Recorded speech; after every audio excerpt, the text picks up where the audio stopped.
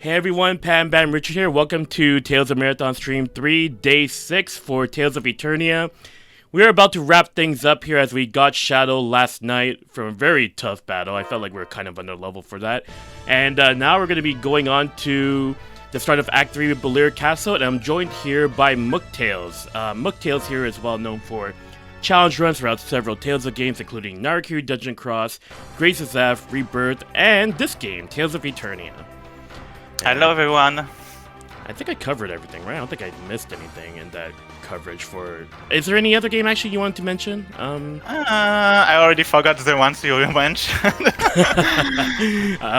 We can find out. Yeah, mostly Japanese Tales games and mostly the 2D ones. Yeah, I'm a huge 2D fanboy, so I mostly covered those ones more than the 3D ones. That's good, and I'm really having a good time with this one. I'm not looking forward to the next boss fight, though, that's for sure, because I remembered when I first ran into this one, and I had a very tough time, and I think I have less resources, too, because we did not get Absolute, and I really wanted Absolute, so... Oh, yeah. I remember this boss having some instant ground dasher, I think, and yeah, he can decimate you very quickly, if I remember. Yes, he does. And I hated every bit of it. What can we do here? So, I got Explode, I got Eruption, like these. I think Eruption might be better because it's a little bit more consistent. Feel free to correct me if I'm wrong, though, as I speed things out here.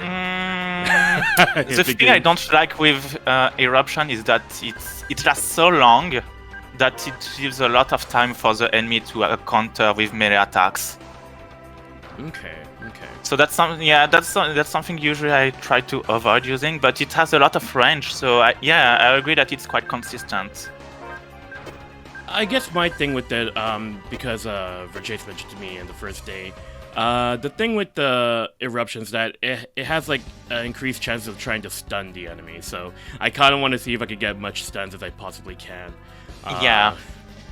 And something that is interesting is that you know how spell queue works in this game, right? When you're releasing a spell, no other spells can be released. Yes. And actually, it's a little bit different because spell queue stops when the black screen fades away. And in the case of eruptions, the screens fades away before all the fireballs are done. So your caster can actually resume casting while there are still projectiles on the screen. So it's actually pretty useful if you want to chain spells and continue to stagger the enemy. Yeah, exactly. Speaking of which, I did take a look at that new video you posted last night. Oh, yeah. Yeah. Good job, first off. Like, geez, that's some pretty good information that you just sent out there, right there. Oh, you know what? I love this version already because it cuts out that one guy saying, ah. Honestly, when I played this in the PS1 version, that line was worse than Rowan here. Rowan is the only voice I hate. This is my first time experiencing the dub since, like, I think more than 10 years, and the first thing I hear is that. Thank you. You're very welcome. You're very welcome, Mook. This is the true Tales of Eternia European release. Yes. I'd rather die by your hands than those of that Celestian savage Belir. This is giving a good impression already. Rowan is the only one out of the rest of the voice cast which I don't particularly like. That's your enemy. From what I remember, the dub wasn't too bad. It's mostly when the characters need to show some emotions that there's something pretty wrong.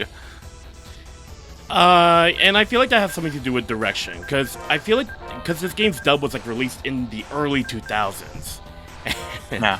I kind of want to talk more about this, but right now, let's see how we can do with this fight, because I'm worried. To bring up the speed, thank you. The last time I played this game or practiced this was 3 years ago, so a lot of stuff aren't particularly not 3 years ago, 3 months ago. None of stuff are particularly memorable as like playing games like Berseria and Eternia, Vesperia, because they both have like cutscene skips, so I could easily re-practice those. But this one, not so much, even though it is pretty short.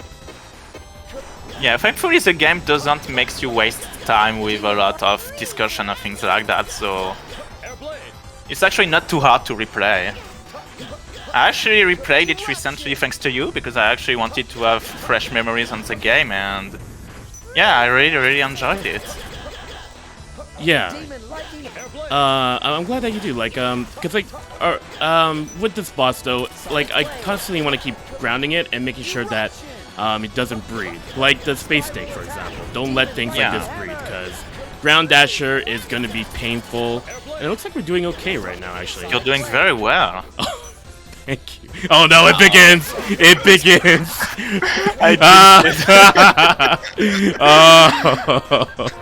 Alright, so yes, please don't let Heodis breathe, because Heodis here can be very painful, especially because of that physical attack where he reaches with the claw move. Basically, that claw move constantly leads up to a spell afterwards, and I thought, for some reason, why did I think that was Meridy's Thunderblade? She has to run closer to get it to work that way. Alright, thanks for the nurse. Get a life bottle, please. Okay, and let's see if we could get an apple gel in on Meridy right over here. This boss fight. This was like my first true gatekeeper when I was practicing this game, because this Heodis here is a little bit of a bigger weight. You know, Heodis is always like the wake-up call boss, like in every single moment, I'd like to say. Oh yeah, especially at the beginning, if you play on hard, first encounter is terribly hard. Yep. Terribly hard. Like the yeah, I mean, especially if it's your first time playing the game, and you get decimated by spells like in few seconds. Pretty crazy how much the difficulties increase in this game. Yeah, it's like, oh, you're gonna play hard mode? Well, here's Summon Demon. Well, there goes Max. Had to let him pass on there in order to get Kyo to revive and get a nurse in. It looks like he's gonna get a nurse in. There we go, there we go. Regarding your video, I think the one thing particularly that interested me was like when you were talking about the opposite Kramels. Yeah, because like I don't know if like the game actually did go into the vitality increasing spell casting or not. I thought it not. did. That's the issue. Okay. Yeah, that's something super important, and the game actually fails to tell you that. The reason why I pointed out is because like I thought there was like one of those like the guys that you speak to, the NPCs that tells you about vitality and Kramels. I try to remember if I think I talked to him, but I don't remember reading anything like that. I would have to check again. Yeah.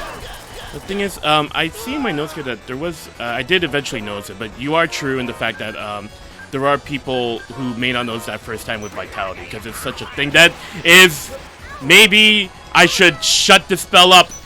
There we go. That works. That works. Nice. That's a very, very smart strat. Well, it's the only strat I got against something like that. It's the closest thing we got to a spell cancel, or like a guardian, I mean to say. I thought I jumped in at the right time. Bad start. Bad start, everybody. That started so well. Okay. So what went right there? What went wrong? At the beginning, you kept him on the corner very well. Maybe it was a change of pace, because I don't know what happened. Yeah, I might have just lost something there while things were going on there, but hey, it's okay. It's Tales of Eternia. We got some time to kill. Let's try it again. It begins. Rowan can take him. Wait a second. Let's hear this again. Even the game knew that was a bad trust me, in the PS1 version, that does not get cut off. That does not get cut off. It's like, and can you imagine how many times I keep hearing this cutscene over and over again? When I was practicing this, there were no voice options on my physical disc. Here we go. Round 2, here it is. Let's hope this one goes a little bit better. Alright. Gonna try to focus up here, make sure that we could get some kind of rhythm going here. So I think the key is I want to make sure that I get Spiral Attack and Demon Lightning Hammer going. I hope this is right. Because normally for this boss fight I would have Absolute, and Absolute would be 10 times better for this fight because it constantly freezes Hyades in place. But because I don't have Absolute, it's going to be a little bit rough. What are you missing? Just levels for the Kramer? Yeah, it's most likely levels, because I barely ever get Lightning or Thunderblade out to grind it out. And I think I used all of my crystals, so unfortunately I think I expended as much as I possibly could. But this is why we got the spell queue going with Max, Meredy, and Q. Because we don't want to go through stuff like that. Q, why are you running towards? I'm pretty sure I have you... Oh, wait. No, this is right. I'm pretty sure I have you far away. Yeah, I think that's right. Okay. I was thinking, since Kier is using Ifrit and Meredy Celsius, they're basically cancelling themselves their vitality growth. So I don't know how high they are right now. Maybe Stalagmite. Oh, actually, you know what? If Freeze Lancer is helping and Eruption is kind of helping in terms of keeping the staggers up, but... Yeah, what else does Meredy have? Because I think Eruption is actually doing the job very well. And Dark Force may push him away from the corner. Not sure it's a good idea. No, maybe it's better to actually stay with Freeze Lancer like you were doing. Alright. Yeah, because, like, again, these strats were kind of put into mind without thinking about, oh no. Okay, let's get back there. Get back there, please. Yeah, because, like, the thing is, like, these strats have been, like, devised without knowing about the whole opposites thing, because, like, would you say Eternia is definitely your favorite? It sounds like it is. My favorite? Yeah. Oh wait, no, wait, Narikiri Dungeon X. You know what? I was called up on. No. I'm really bad because like this is like day 6. This is day 6 of the marathon, and like somebody called me out on this yesterday too. It's like, oh hey, Leech, what's your favorite? It's Fantasia? It's like it's the exact same thing that happened. You weren't the first one that it happened to. I'm sorry, I've been playing Tales. This is my 6th day of playing Tales games, so I might not remember things this fast. Yes. Yeah, but Eternia was actually a game that I didn't have very high, in my opinion, initially. And replaying it with the undub actually really helped me enjoy it a lot. Like, gameplay-wise, there's a lot of things that I really like, some things that I also don't really like, but the game is full of content. There's a lot of things to do, even though it's quite a short game. And even the story, I actually like it. Unfortunately, with the skits, you are missing quite a lot of things, and most of the interesting parts are like very well hidden in the different discussions, so it's very hard to understand. But there are some very interesting themes of loss and forgiveness that I really like in this game. Yeah. There's so much to this characters. I liked forgiveness, focusing on the childhoods of the characters and how it affects them in the future as well. Like, and how they can go past their own traumas from the past.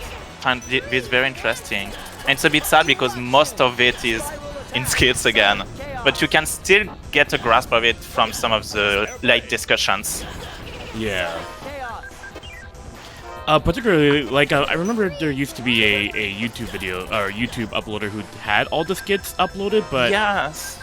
You know what I'm talking about, It's not there anymore. Yeah, it's not there anymore. Now, I think someone re-uploaded the first few ones, but there's nothing left, I think. Or maybe they are not translated. I would have to check.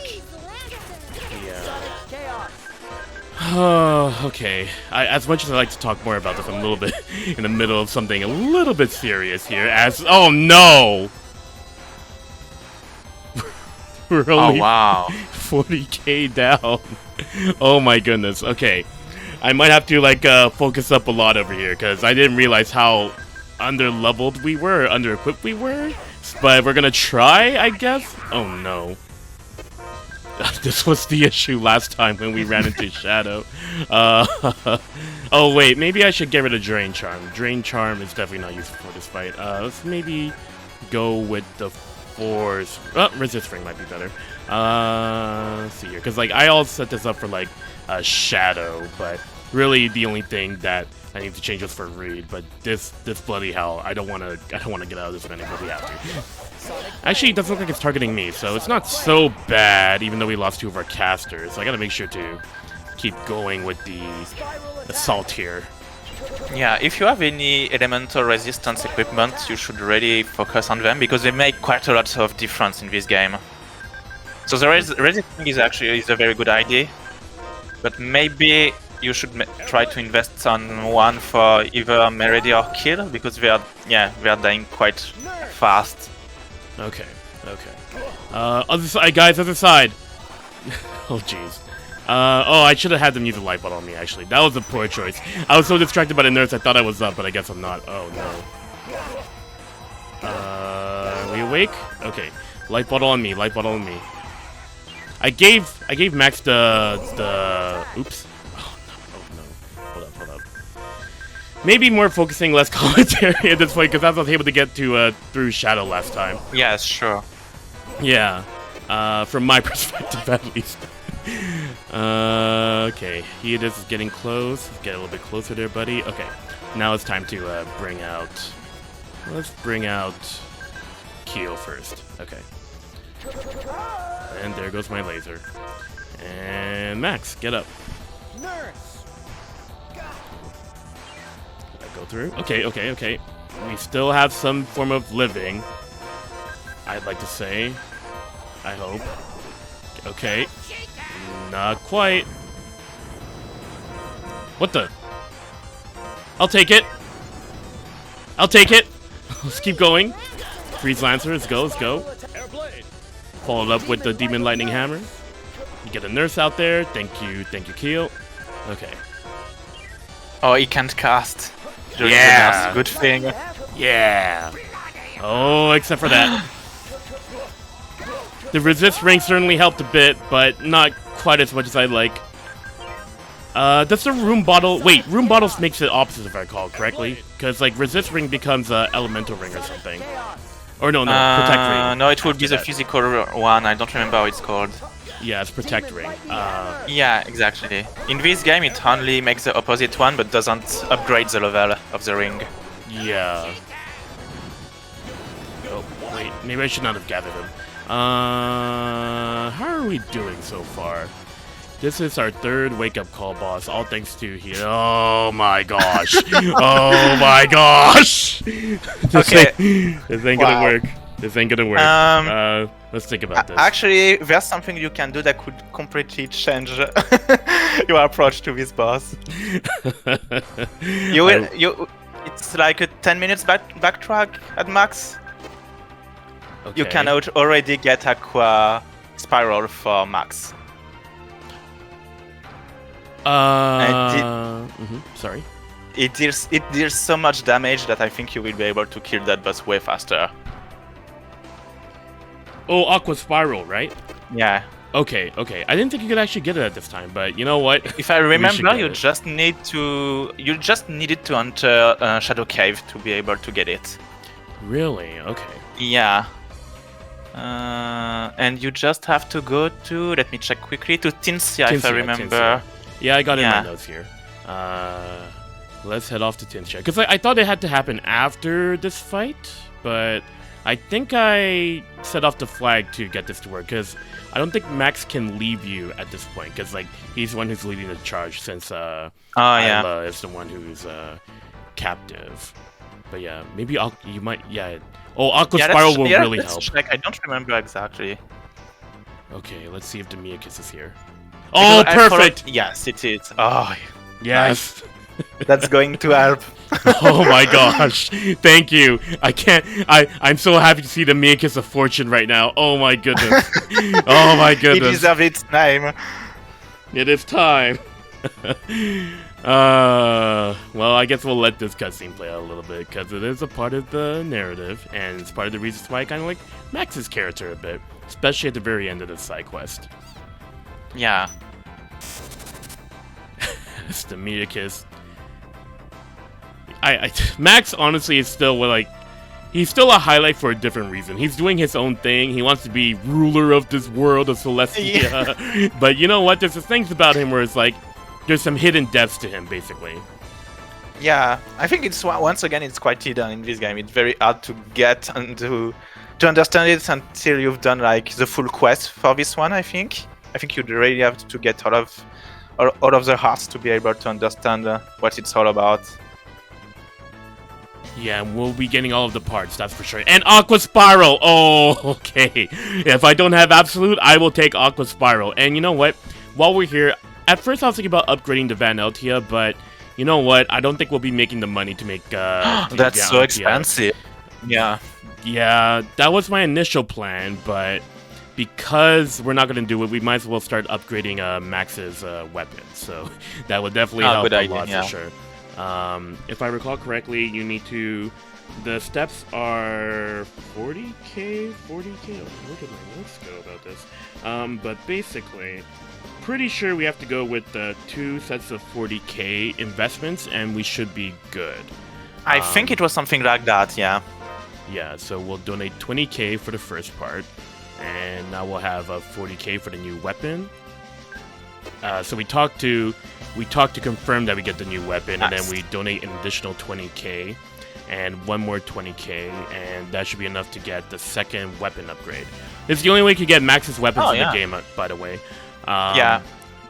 Because for Chat, you can still find Chat's weapons here or there, but for Max, it's all here at the Shaliska hideout.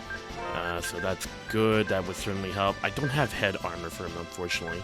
Let's get the resist. Actually, you know what? If I upgrade the Force Ring, that would you won't take 20%. much damage from the end attack, but I'm not sure if it's worth it. Oh no, like if I upgrade the Force Ring with the room bottle, like change it. Oh yeah, that's a good idea. Yeah. How many room balls do I got? Okay, we got a lot of room balls actually. I'm okay to spend one. Let's just make sure we unequip that first guy, because I don't think they appear in the menu if they're equipped. Get the room bottle going. And which ring was it again? I think it was the... it's definitely not technical ring. Where did the ring go? Yeah, this is the one thing about... Oh, there it is, Force Ring. Alright, Reflect Ring. That's gonna really help a lot. It's gonna really help a lot for Reid to survive this. And I know I could consider giving it to... Do you already have a fairy ring? You're talking about the Mystic Symbol, right? Yeah, because you can Mystic Symbol can be... you can convert it into a fairy ring. Yeah. I was thinking about that, but then I kind of have like you know what? Actually, let's take off the Moon Crystal on Keel. Take off the Fairy Ring off Max and give him the Moon Crystal. And then... Ooh, I got 2 Emerald Rings going for Keel and Merity. Maybe I should give the Resist Ring to Merity. And then... No, wait. Resist Ring? No, let's give the Reflect Ring to Merity. And... let's give the Resist to Reid. And then... I'm gonna change one of those Protect Rings into a Resist Ring. Where are we at here? Where's that? There we go. And we'll give that to Keel. And we'll change the Fairy Ring into the Mystic Symbol. Does that sound about right to you? Yeah, that sounds pretty good. Alright. What does the Technical Ring transform into? I'm gonna get 2 of these eventually, probably. Isn't that the Smash Cape? I don't remember. The cape that gives you more technical points when you finish, more score points when you finish a battle, if I remember. Yeah, I don't remember off the top of my head, and room bottles are pretty scarce at this point, so I don't want to like waste one, basically. But we'll definitely give the Mystic Symbol. Who would benefit off of it more? Would it be Keel or Merity? Freeze Lancer, Eruption. Maybe. Part of me kind of wants to try Dark Force a bit, but then you did mention the whole knockback might be an issue. But I feel like it might still work. I'm a bit scared that it will push him on the other side. That's something that usually happens to me. Okay. Might be worth trying. Yeah, maybe I'll try it out once, because, like, I don't want them to be, like, opposites, is what I'm trying to say. Maybe I should give Freeze Lancer to Keel, actually. That might be the better option. Feel free to chime in and correct me if I'm wrong, though, because I'll take whatever suggestions you like to provide. Oh, but I prefer to see you suffering through that. Oh, okay. Oh, we do have Absolute. Oh my gosh, we do have Absolute. Okay, that's 10 times better than what we got. You preferred to see me suffering. Thanks, Luke. Anywho, let's see here. Dark Force. Yeah, maybe stick with Eruption for Merity. I thought we didn't have to charge for it, but I guess we do now. Okay. Nice. Okay, let's see here. Let's get Keel going with the Mystic Symbol. Get rid of the Emerald Ring for the Mystic Symbol. He is the one with Absolute, right? Yes, he's the one with Absolute. We want to make sure he gets that out there as much as possible. And for Reid, I like the Holy Symbol Mega Shield combo we got going, so he could restore his health going forward, but yeah, we just want to make sure he's alive, because we need him to aggro. We need Reid to aggro this.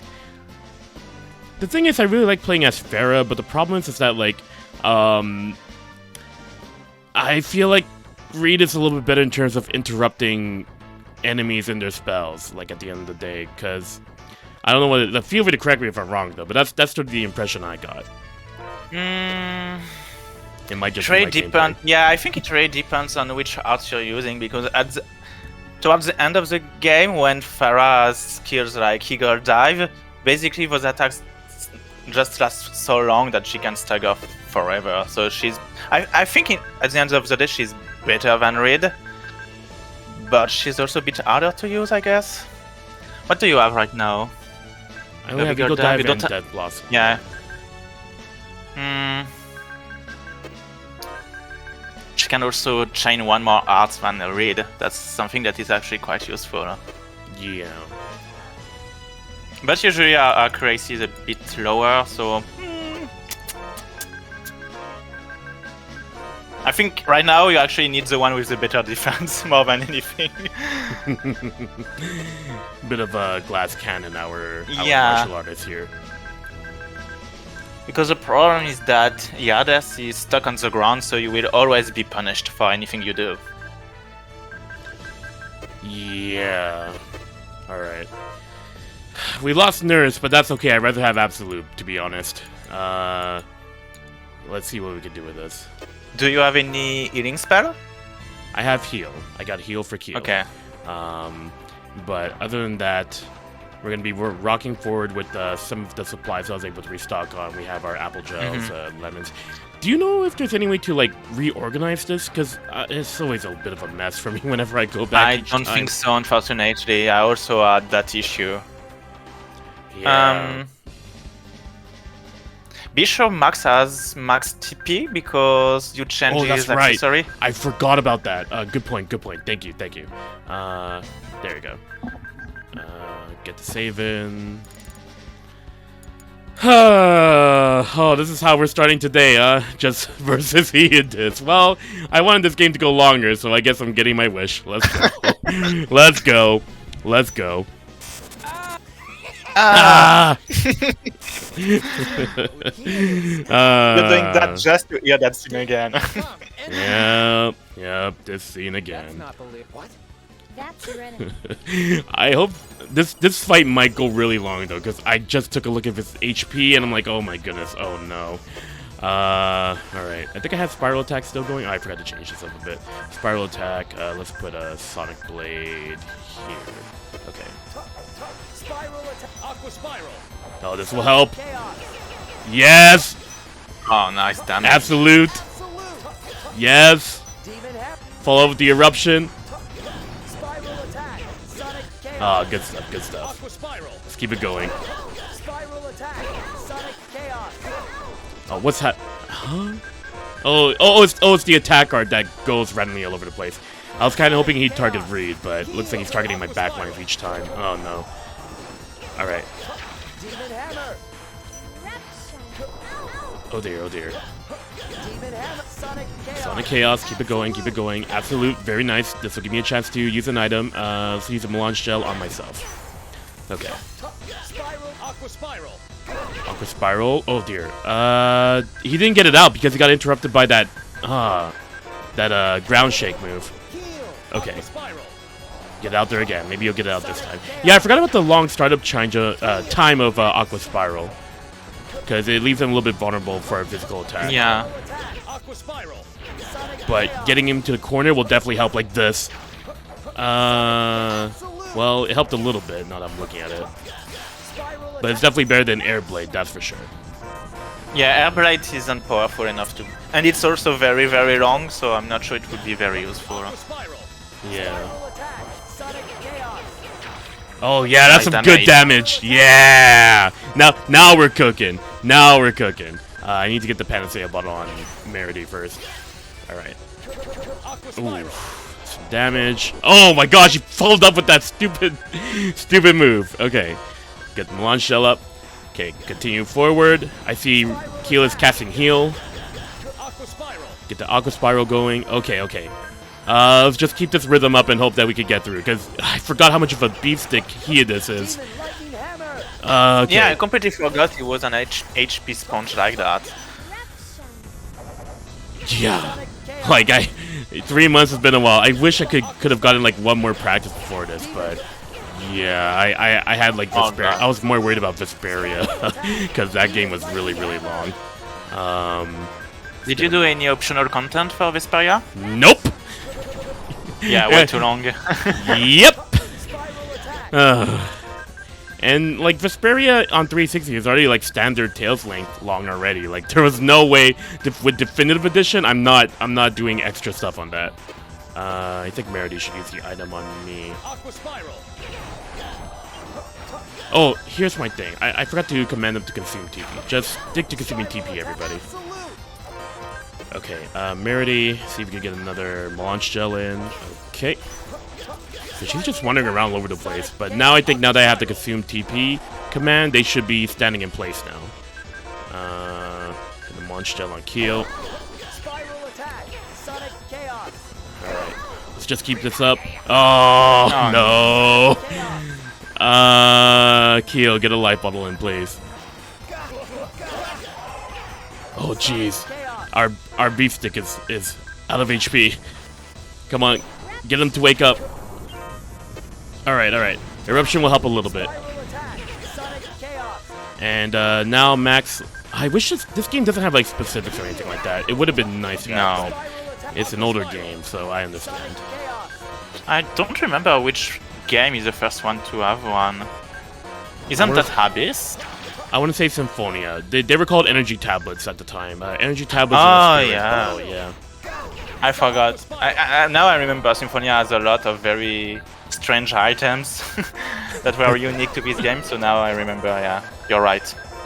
Let's see. Which is even more confusing because like I think like they still kept the translation for Chronicles, but then they updated it to look more like specific and treat. And so like you're looking at an energy tablets, that's a description, but you're staring at a bottle. It's like those don't look like tablets to me. Yeah, that's weird. Yeah. All right. Keep dancing around there.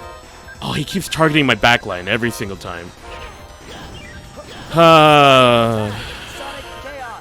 Let's just hope this can be kept consistently. They're all casting, so none of them can use items. He doesn't have any TP. Yeah, I'm getting him on the pine gel right away. Okay. Nice.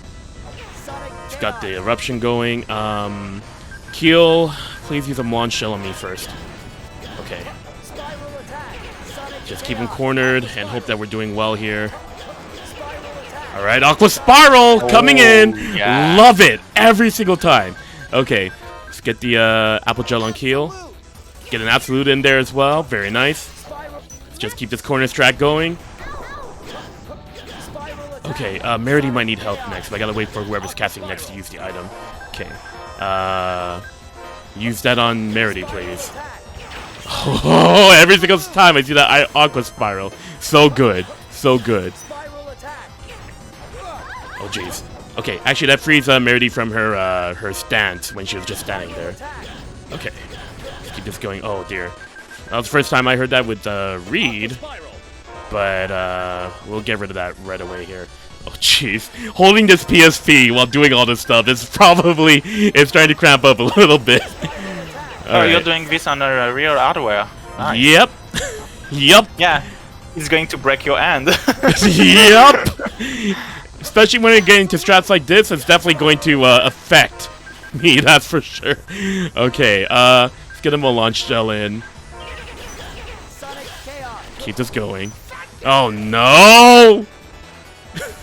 They're all casting. Yep, I think Reid is dead. wait. There could be a way to get around this. Maybe. No, wait. Actually, that one's so bad. Oh, nice. oh. Okay. No, you don't. No! Get the thing in. Get the stupid. Oh, no. Oh my gosh. Okay. I couldn't get the command in time. I couldn't get the command in. Oh no. Reid, wake up. Let's try this again. We can recover from this. Merity, get up.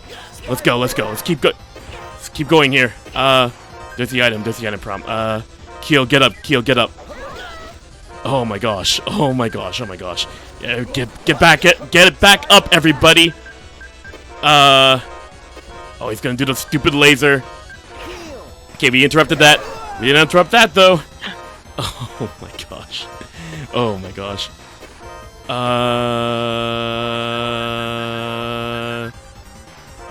Yeah, life bottle this. Life bottle. Oh no. Well, we're up. Let's try again. Life bottle, please. Okay. Oh my gosh. No. That's stupid. Okay, hold up. I'm just curious about one thing. I don't know how far we went. We were so close. So close. Okay, just get it out there, and then revive me. I think we could still salvage this possibly. Okay, just gotta stick to the other side. Let Hiadis walk slowly towards me. And then the moment that he starts to use his attack, that's when I'm gonna revive the backliners here. Oh, he's walking pretty fast. Okay, might be a good time to revive Max. Okay, just gonna use a Thunderblade, jump over.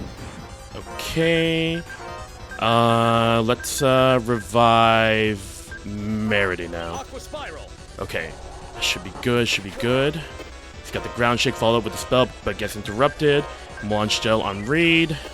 Okay, I think we might be able to salvage this still. Life. Oh, this is my last one. Let's make sure I'm okay first, because it looks like he's coming right towards me. Okay, that. Okay, you will have enough time, yeah, to revive people. Yeah. Oh, Keel. No. Other side, Keel. Other side. Why are you all the way there? Maybe Max will finish it? Maybe. Might use an elixir here. Okay, Keel. Use a lemon gel. I think I have Sonic Blade on down. Okay.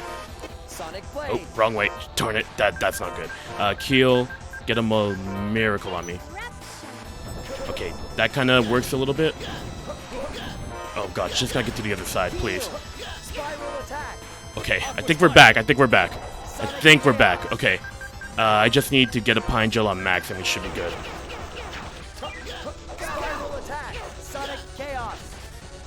Oh no. Okay, I think we recovered. Okay. Alright, let's keep it going here.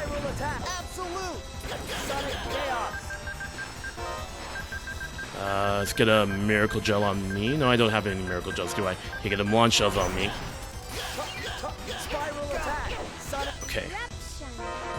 And Keel, get a Panacea on me, because wasn't enough to recover it. Okay. Get a Launch Gel on yourself.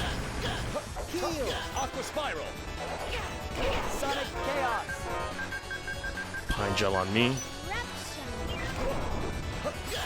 Okay. Yes. Okay. Congrats. Okay.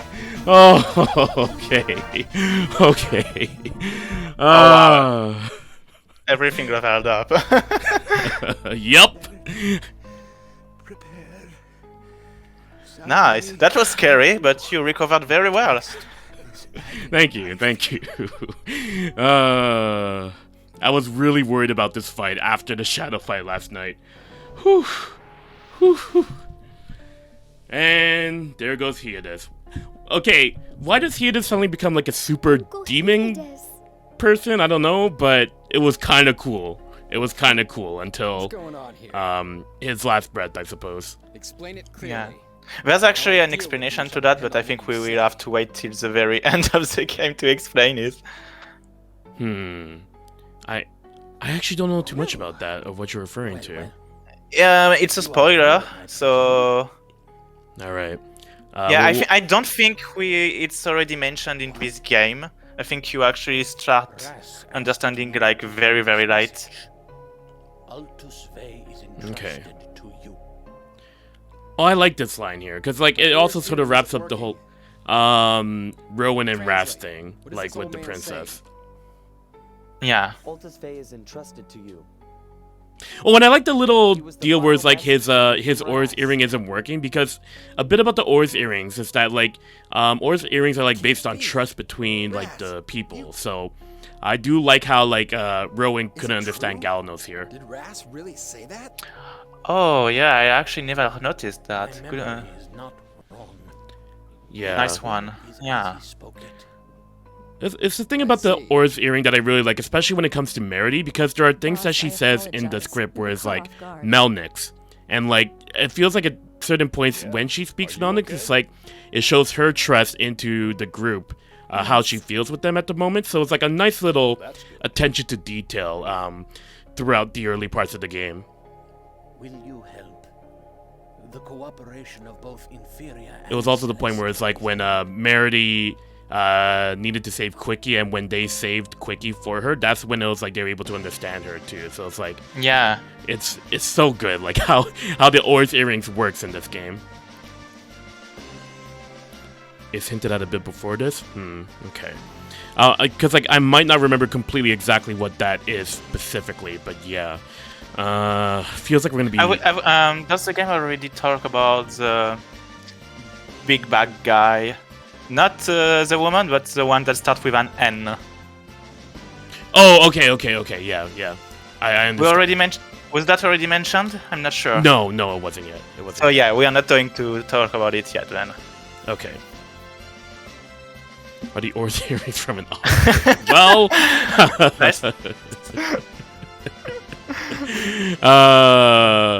You know what? I love that. I love that translation. Ors to Q, Q to Ors. It's a cute thing. All right. Oh, I like this too. It's the little things. Celestia and Inferior working together to defeat Chazelle. Let's take a handshake, buddy. The sign of victory. Slap. Let's do it. Yeah. I love Max. He's just so carefree, and all he wants to do is rule the world. Come on. What can you not like about Max, besides that? Rowan. Why is your voice actor a little bit not too good? He's the only one. We were going to talk a bit more about voices and whatnot. What was your overall impression of the dub, now that we finished that hurdle of a boss fight? Yeah, I can't just disagree with you. It's all about the direction. Like, I don't think the cast was bad. There are sometimes it sounds very, very well. It feels like there's some emotion and it's like right in place. And sometimes you're like, wow, there's no effort here. What happened? So I'm not sure if it's direction or if it's that sometimes they never got the context. But yeah, some of those lines sound so out of place. I have no idea what happened during that dub. I want to say direction, because this game came out in the early 2000s, and voice acting dubbing around that time was a little bit rough around the edges to generate a norm. So like I feel like the norm of direction at the time certainly had an effect on this game, but there were moments, like you said, where the lines were particularly okay. Yeah. Because, for instance, in battle, most of the lines are all very well. Except one, which is the death screams. Those ones are always very, very weird.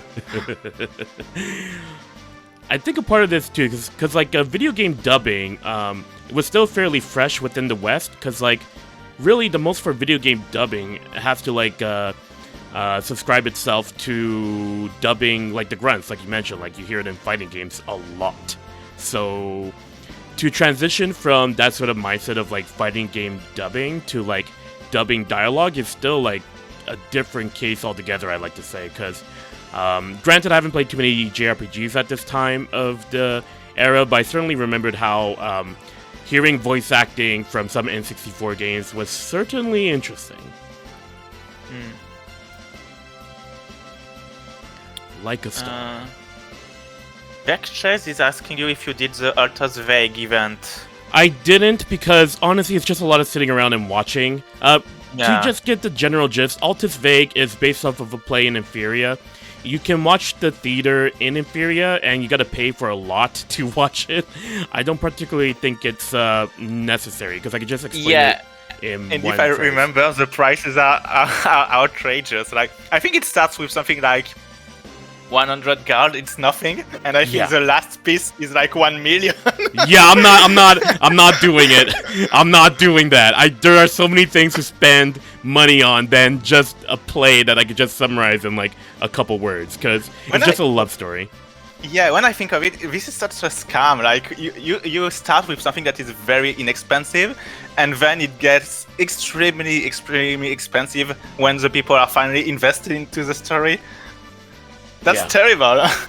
Well, I get it though, because like they're trying, like this is very much an old school JRPG mentality, where it's like, it's explaining that the whole reason behind the theater is for royalties, for nobles. That's why it costs a lot. It's like, I think once the moment that it started to attract the attention of the nobles, that's when they increased the price. Like, I get it, but it sucks. It sucks that I can't like watch it for the marathon. It's too much for my blood. Yeah. For my collar around my neck, actually. You remember that about the Inferians? Their collars represent their status too. Yeah. They do mention that a few times in the game. I like it. Oh, also, did you realize Arise is doing something that is very similar to this game? In Celestia, people don't have a family name. They don't have a last name. And it seems that in Arise it will be the case. Yeah, because I remember a trailer, I think it was for Kisara, and Alphen was able to guess that she was from Dana, I think, or Rena, I don't, because she didn't have any family name. I see. I'm gonna say this right now. I've been trying to keep myself like away from trailers as much as possible, because it's gonna be the first fresh Tales game that I'm not like fully wired with Abyssal Chronicles, because I'm like really looking forward to playing like a game where it's like, oh, I don't have to keep up with all the trailers for once and all that. So I apologize, I may not have too much to say about Arise, but that is pretty interesting though. That's no problem. I will try to avoid them as well. I just figured because it was one of the character trailers, so don't worry, I will avoid any information on Arise. All right. Well, I mean, you could talk about general bits, basically, just like not specifically like you know what I mean. Anywho, let's actually, I forgot to do this yesterday. We're gonna head off to Luishka first. I wish I had the ways to get to Luishka at a particular point, but we don't have the means to get there quite yet. Anyway, let's get the question going up over here. For Tales of Marathon Stream 3, we're holding a giveaway for Tales of Arise's release. We got a Tales of Arise Collector's Edition, Tales of Exilia Japanese PS3, Tales of Berseria PS4 Collector's Edition, Tales of Exilia PS3 Collector's Edition, and Tales of Symphonia Chronicles Collector's Edition. Visit bit.ly/TOMS3 lowercase giveaway. For more details, so the rules for the giveaway is as follows. I mean, those were the rules of the giveaway. Actually, you just have to answer the question on stream here. Who did we fight at the Cramo Cannon? You got 40 minutes to answer the question. Follow the URL on stream there, bit.ly/whatever you see up there. Your timer for 40 minutes starts now. Alright. I thought I could find Luishka while I was going on that spiel, but apparently I couldn't. So let's actually find Luishka before we head off to a ton of side quests that we're going to be doing and whatnot. When is Rowan going to be on screen again? Well, there will be one moment where Rowan will be on screen again. We'll be seeing that shortly. If we go through the plot quick enough, which most likely I think we will, but I think we got some side quest things to visit here or there first. Let's see. Celestia, Luishka. Okay, I just gotta cross the sea over there. What was your first Tales? Oh, Tales of Fantasia GBA, I remember. Yes, exactly. You're good. Yes. I can't believe that you didn't commit to actually propose Fantasia GBA on the poll. I was so sad. I you felt didn't like go with the meme. The joke ran its course. Like 7 years, jokes ran its course. I feel like it's time to move on. But yeah, Fantasia GBA was your first, and I think you still have like a soft spot for it. That's why you're doing a run of it on your channel. Yeah, right now. I think the saddest part is I actually took like a huge break from YouTube and Tales for 2 years when I finished the NDX run. And yeah, I didn't want to play Tales for a long time, and I actually started playing Fantasia GBA again. That's what motivated me to play the series again. How sad is that? It's Fantasia GBA that made me come back. Hey, I heard weirder stories, so it's okay. Wilder stories, I mean to say, wilder stories. So hey, as long as it brings you back, that's pretty cool at the end of the day. Yeah. Fantasia GBA is that title. I tried to pick it up again, like I think a year ago, and I couldn't. I really tried. Way too slow. Yeah. Way too slow. I didn't get a chance to fully watch like a lot of your videos though. Like I can't imagine how hard that what's the Ishrant that oh my god, yeah. Ishrant and Jamir, basically each bosses that have like reinforcements, that have minions, those are usually a huge pain to deal with. And for those who are interested and will check the Ishrant video, you can see that I use a very stupid strategy where I basically lock an enemy behind Ishrant by using very stupid hitboxes. And when a game forces you to do things like that, you understand that this is not an easy fight. It was a cool moment, but it's too bad you couldn't do anything. like I mean, because like that's the one where it's like Crest is on the unicorn, so you're kind of gimped for not doing anything. Not unicorn, Pegasus. They're two completely different things, but yeah. The Pegasus fight is also that was painful too, but for another reason. Being stuck with basic attacks suddenly. That sounds like a silly restriction. Oh, did I mix up the names? Who's the one in disguise then with Pegasus? No, that's Ishrant, but I forgot that you actually fight him twice. That's why I was confused. Yeah, I remember the first version where you actually fight like Lizardmen, and that's the one I was talking about, where I had to basically lock them behind Ishrant, and you fight him again in the sky with only basic attacks. Yeah. I forgot you fight Ishrant the first time in that field. I would say it's been a while, but it's been like a year ago, so that's the little things. Man. I can't believe GBA was the one to bring it back, though. That's pretty cool. That's a pretty cool story to share. That's a serious story. I always have a lot of stories, right? Well, honestly, if it was like GB, like, the thing is, if my first game was Tales of Fantasia on the GBA, I'd probably have like more leeway to play it more as well. So I could definitely see where you're coming from, but since my first game was Symphonia, and especially after I played Narikiri Dungeon 3 on the Game Boy Advance, I can't go back to Fantasia GBA. Yeah, I can understand. I have issues with Narikiri Dungeon 3's battle system, but it's so much faster. So in any case, it's still much better than Fantasia GBA. Yeah, I mean, the last time I played through that game was like 2007, so it could be the rose-tinted glasses, but from what I was able to play, I still remembered having a good time with it.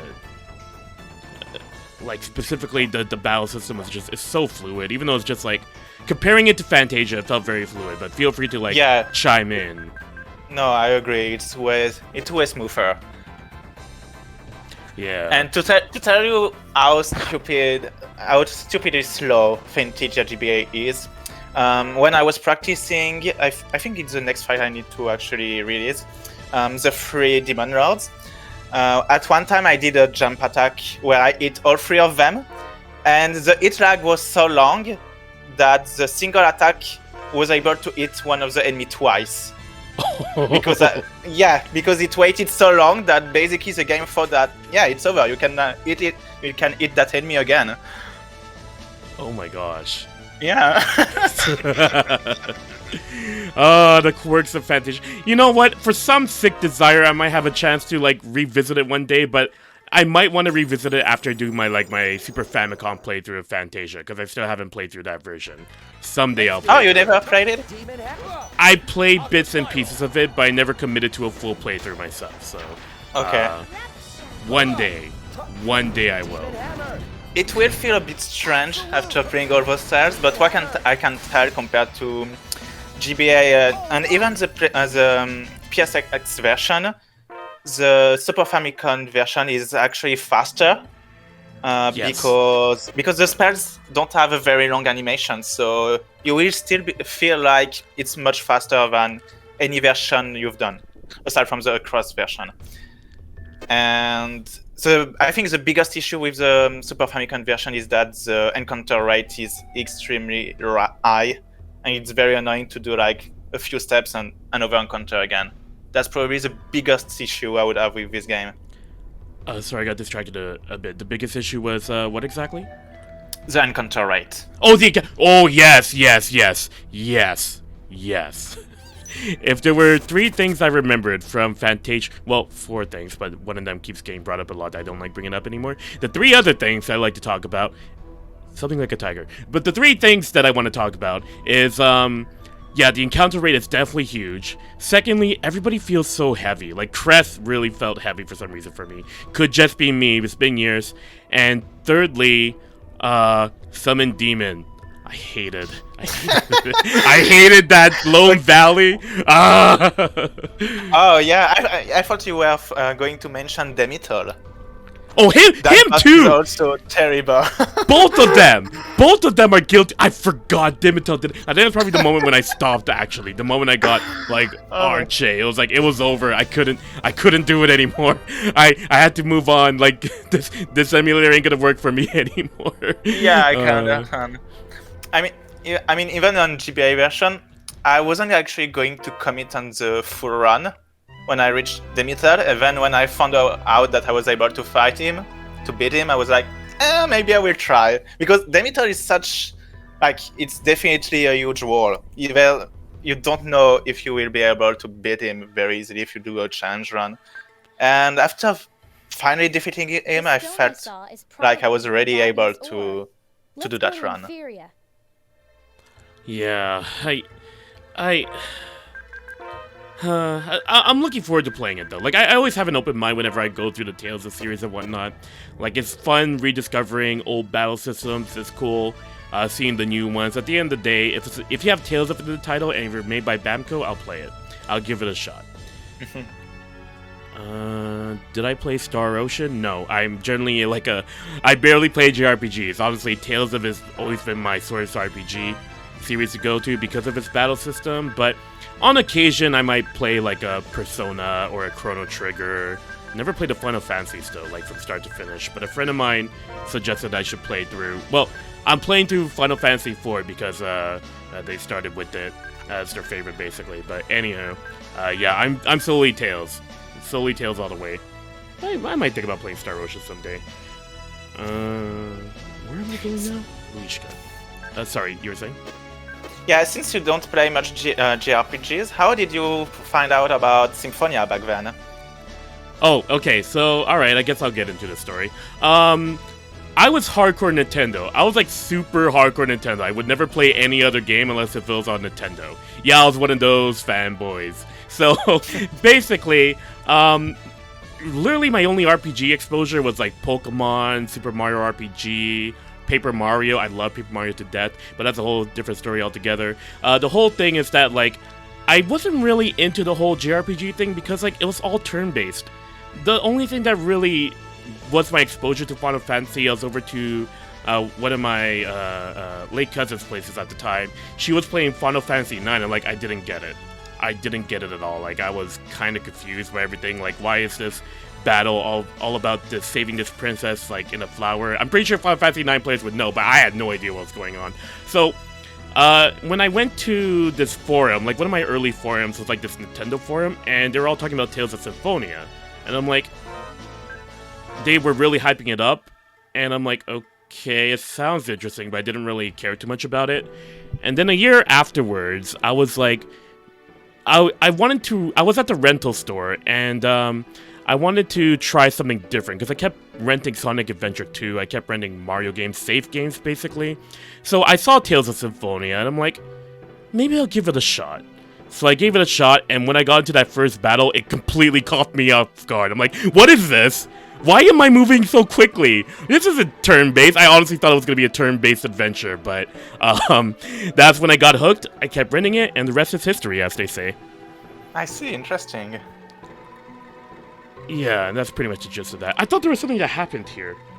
Are you looking for max skills? Yeah, the second skill right I here. think the next one you have to actually go to the next dungeon. Okay. If I remember. Which one? It's Dark Laser that you're looking for? Yeah, I'm looking for Dark Laser. Yeah, you need to finish the next dungeon. Yeah. All right. I remember that. Yeah. Let's see here. Okay. Because, like, I thought I could sneak it in, but I guess not. Then in that case, we're gonna do some more fun side quests.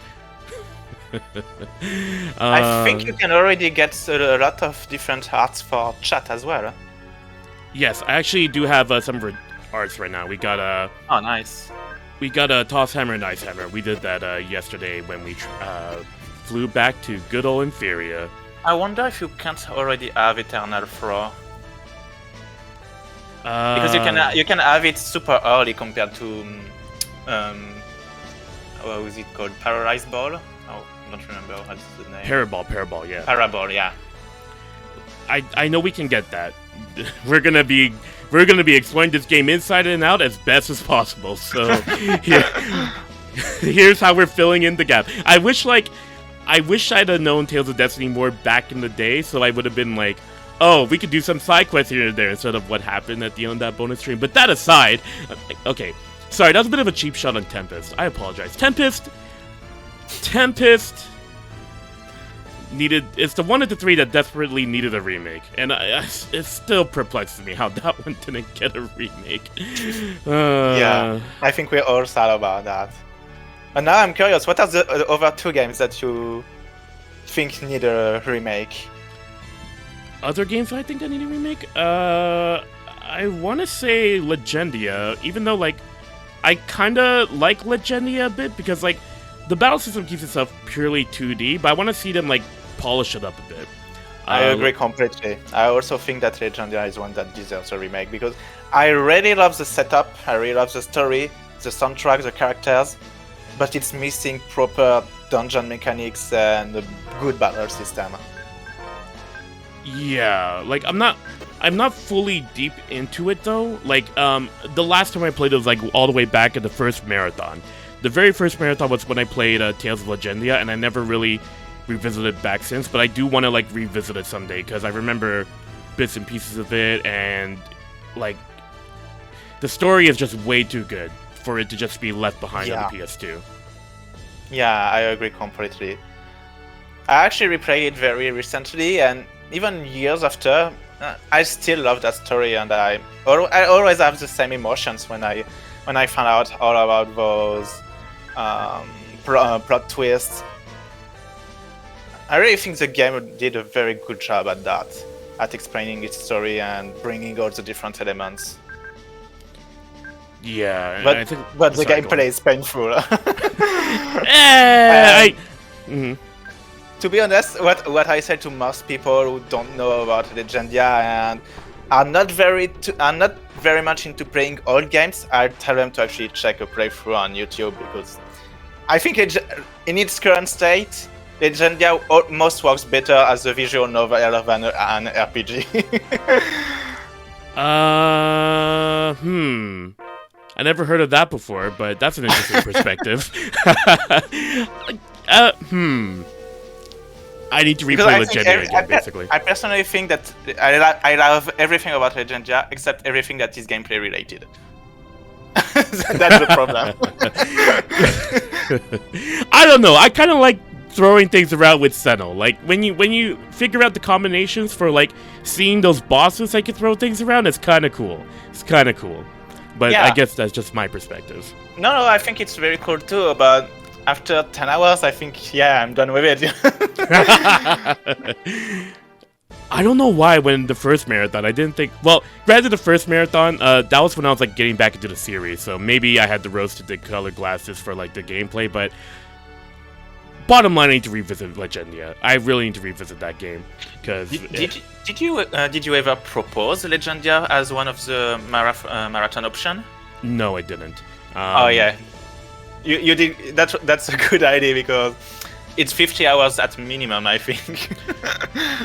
If it would have been in the marathon vote, I would have just done the main quest the same way that I did with the first marathon, basically. But yeah, the votes. This was the game that I was looking forward to out of the 3 games that were voted for in the marathon at the end of the day, because Vesperia was like, oh, I just played that a year ago, and it's like, it's cool I get to explore more of the battle system, but I have nothing to say about the narrative. Like, the only thing I like is like, oh, Yuri and Flynn, it's kind of cool, but they keep shuffling over different themes that is just, it didn't really appeal to me too much. The story is a bit of a mess. A little bit, yeah. That's why I like the movie, because I only focus on Act 2. But, Berseria, I like the story a bit. Like, it's pretty solid, but it's a little too easy. That's my only thing with the story when it finally starts. You know my opinion on Berzeria's pacing. I just think it's a huge issue. I think Vesperia's... Well, I don't know. Actually, I haven't seen the cutscenes for a while for Berseria. Well, actually, it's been like 2 months since I've seen the cutscenes of Berseria. I didn't think it was so bad, but compared to Vesperia's, I think Berseria might beat it in terms of pacing. Just an easy. Oh yeah, Vesperia's pacing is also very bad. You're comparing 2 games that have very bad pacing. It's sad because Vesperia really shines endgame and also post games if you are into the mechanics. Like gameplay wise, the game Vesperia is very, very good. But it takes so much time to actually start, and I actually know a lot of people who stopped Vesperia midway because they just couldn't get into the game, and it's very sad. Yeah, no, I understand. Like, honestly, when Vesperia became like the part of the first marathon, I was still getting back into Tales. I didn't know how to read battle systems and stuff, so I did not understand the skill system at all. Like they explained in the beginning, but then the problem was I was rushing to get it ready for the marathon, and at the end of the day, I didn't understand the game. You really need to put a lot of time to know that game, basically. Yeah, exactly. And there are a lot of character-specific stuff as well, so it takes a lot of time to learn this game. Yeah. And I like it. Like, I feel like I barely scratched the surface. Like, even, like, when I practiced for it this year, I saved it for last because I wasn't interested in playing Vesperia, like, right away again. But, like, the cool thing about it is, like, I inherited the skills. I inherited, like, 10 times the XP, all that stuff, but on hard. But even then, it's, like, I feel like there's still a lot to unpack. It's like... Yeah. It's like the toys they just keep from you from, like, a first playthrough that it's hard to, like, fully appreciate until you do, like, 2 or 3 replays. Yes, exactly. That's exactly what I think about the game, and that's why I like about Vesperia is that I did 100% died game. It was absolutely awful, but I did it. And even after that, there were still a lot of things to discover and to learn, and that's something I really like about it because there's you have a lot of things to play with, and I really appreciate that. The problem is the pacing at which you get all of this. Yeah. In comparison, this is a bad comparison, and yeah, I'm a bit biased, but NDX on the other hand starts very very quickly, and you do have a lot of things to play with and to try. I also want to say the VR games let you in very quickly. Like, yeah, that's part of the reason why I like those games a lot. The other game I had in mind was definitely Innocence R, because you get what you get also is step cancel and jump cancel quite early, so you can definitely start doing way longer combos than you should. Like in other games, so that's the kind of skill that you get like end game, and in Innocence R you get them very early, and that was a huge deal. I was very surprised at how fast you actually learn stuff in Innocence R. Yeah, it was so welcoming because, oh man, I think Innocence R, like, we're talking about games that bring you back to the Tales series. Like, after I played I think it was before. No, I played through Exilia 2, and like back in 2014, I'm like, oh, Exilia 2 is really good. Like in terms of the battle system, yes, of course. But I think I was still sort of like doing the games at sort of like face value a bit, so.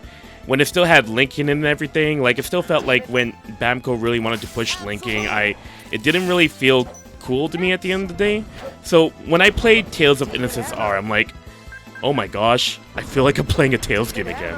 Like, when I got that feeling, I knew it clicked, and I felt like Innocence R did a good job unlocking everything for you, and same with Hard Star. Oh my gosh. I played Hard Star to the point before they started introducing Chase Link. Like, when I first tried out Hard Star before I moved on to another Tales game. But when I got into Chase Link, I'm like, oh my goodness, this is stupid fun. Just teleporting all over the place. But, I don't know, what do you think about Hard Star? My opinion of Hard Star is definitely not the same. I did enjoy it, but there are a lot of things that I didn't really appreciate.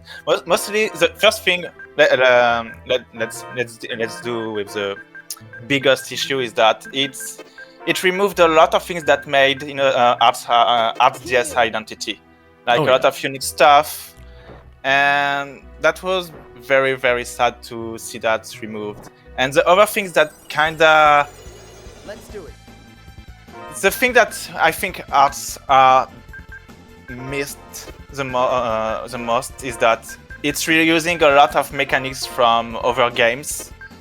And it's a bit sad when you know that Arts DS actually brought a lot of new things, so... Yeah, I was a bit sad because I think Innocence DS was like a very very good remake. I don't think Arts is a good remake. It's a good game on its own, but I think it's actually a very bad remake. Oh, that's a good perspective, actually. Yeah, the game on its own is the game on its own, but yeah, in terms of the remake, it's definitely not faithful, I suppose. Yeah, and I also dislike Chase Link. I know this is a very unpopular opinion, but I'm not sure I like having like an enemy that you can just beat up super easily. Like, you teleport next to an enemy, you can't do anything, you can just... everything chained together. I don't really like that. But that's mostly because this is from the point of view of someone that actually creates combos, you know? So... that's something that actually has a lot of importance for me. So, but I won't deny that it's actually fun. From when I want just to turn my brain off, I can play Arts and it's extremely fun, and I will never say the opposite. But if I want to actually be a bit serious and think about all the mechanics, yeah, usually I end up deceived with Arts. While I think that Innocence R did way better. That's fair, that's fair. Honestly, I never thought of the perspective before about, like, the remake stuff altogether, and I guess, like, I guess for me, like, it was kind of cool feeling like I was playing Dragon Ball, like in Hard Yeah. That was my thing. It's like, whoa. Suddenly I'm Goku Yeah. in a Tails game. It was wild. It was wild. But To be honest, that's something I would love. Like, I really like the teleporting options. That's like super smart and very interesting. My issue is that, the NBA really can't do anything during this. yeah. One thing that I don't like is also the casting mechanics in this game. You know, I'm a mage main, an healer main, and basically having no real option to cast spells in this game aside from overlimit and chasing was a bit sad. I see. Yeah. Mhm. Because I come from a series that you had a lot of skills like spell and you know, the series evolved a lot around how to cast spells faster, how to chain them, and that's something that I really appreciated. And with Innocence R and Arts R, I felt like I was back to like very traditional game, but even old games sometimes handled it better. So yeah, it was a bit sad for me. That's a very good perspective, though, like from the caster's perspective. I'm not usually the type to play casters, as you know, like when I just dived into like the history of me with Tails. It's like I can't sit still sometimes. I want to fight. I want to play. But yeah, no. You're mostly the main characters and the the martial artists, right? Yeah, the melee users for the most part. Yeah. But I think with Berseria, with the playthrough starting tomorrow, I'm going to be exploring everybody. So as best as I can. But no, you bring up a good point with Zestiria specifically, because that was when they really started to bring more fun to the mages. Like, I played through it this year to sort of prepare myself for Berseria comparisons as well. And I'm like, playing at the Serifs is pretty fun. If you don't armatize, it's a ton of fun. Yeah, I really enjoyed the casters in Zestiria as well. Yeah. Mostly like, Lila. She's definitely my type of character. And she can heal. You know, when you have a mage that can heal, that's definitely my main. I'm just thinking back of all like, well, first off, like your Sharia runs with the raiding the Kirby thing. It's like I like the little production touches you did with that old run back in the day. I was like, yo, this is a throwback right here. Oh yeah. Oh man, yeah. Now I remember the how is it called? The Fourier fight with the Pokemon reference. Yeah, yes. Yo, I remember that. Good stuff. Yeah. You can always count on me for silly things like that. And if you ever feel like doing it, it's always fun to see. Yeah. But yeah, I actually like to use healers for my runs. Like that sounds so stupid because I always go for another mage and I keep doing them most of the time with the healers of the mages, and I sometimes threw some healing spells in the middle because why not? Hey, you gotta show off like the full capabilities of the character. That's definitely just for that, just to troll the boss. Actually, do you know this is like fun story. My very first solo fight that I recorded on my channel, I think it was in 2011. It's actually a mint solo. Oh. Yeah, my very first solo is actually a mint one.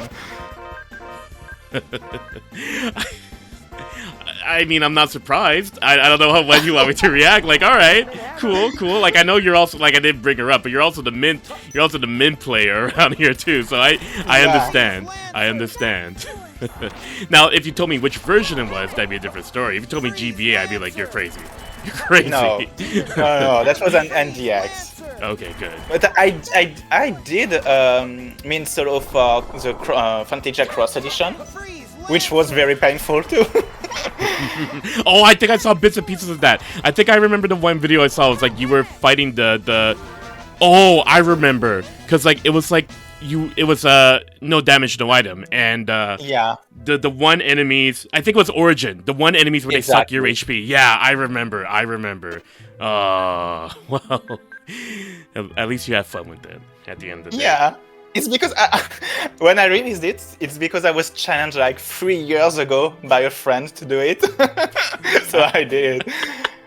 I waited all these years, but I remembered. Oh, that's the best part. That's the best part when your friends tell you to do something and you're like, I'll own up to it. I'll show you what I got. On my server, they keep trolling me and saying that something is impossible just to force me to try it.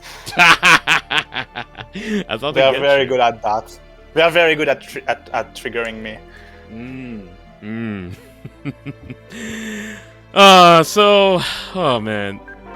Oh man, this game, Eternia. Right now we're going through this sunken ship side quest. It's supposed to give backstory to Patty, but Patty, jeez. Chat! But she's like, I don't know, like out of the cast, she's probably like the most weakest of them all, but you know, you can't win them all. Like, it's an old PS1 game. How much more can I say about it? Yeah. She's actually very good against some for very specific fights. Yes. But since you won't probably use her for most random encounters, so she always ends up on the bench. That's the side part. You know who it is too? Power Hammer for days. Nothing but power hammers, and we managed to win. So that was my way of showing off chat, pretty much, for this marathon. I think it's also going to be one of your best option for one of the greater Kramer you will fight later. Yes! Optional one. Optional? I don't know if I'm gonna do... Oh, wait. Are you talking about the one in Inferior or... Yeah, in Inferior. I think I have that as my strategy. I'm gonna have to double check. Again, it's been 3 months since I played this, so because I might not remember since it's a flying one that teleports, usually the power armors are very, very good. Yeah. I guess we'll see. But for some reason, during that fight, I think we're talking about the right one. Farah couldn't particularly do well against that fight for some reason. Yeah, because Maxwell actually... What an idiot, I just spoiled it. That's okay, it's okay. Yeah, that boss fight keeps floating nobody all over heard the place. that. It's optional, so it's not a spoil. Yeah, because that boss actually has one of the highest defense of the game, so your melee characters won't be able to do much damage. Yeah. They're just here to annoy him. Yeah, and it's a constant tractor beam that's floating around in the ground there. It's like, yeah. I like the gimmicks of this game, like when it explores, but it is certainly a hassle to go through. It's certainly a hassle to go through. Do you know that you have a command to actually make everyone jump at once? Yes, I do. Oh, what's up with this green bar? I never understood this. Yeah, it's a glitch on the game. I have no idea. Let's do it. Yeah. You know, the everybody jumps thing was supposed to help during the gnome fight, but gnome had different priorities during that fight, and I did not appreciate it at all. You got to summon friends in the face. Yes. Oh, you know the thing that I complete... Actually, first off, the best. Yeah, Shadow, my favorite. That's your favorite summon?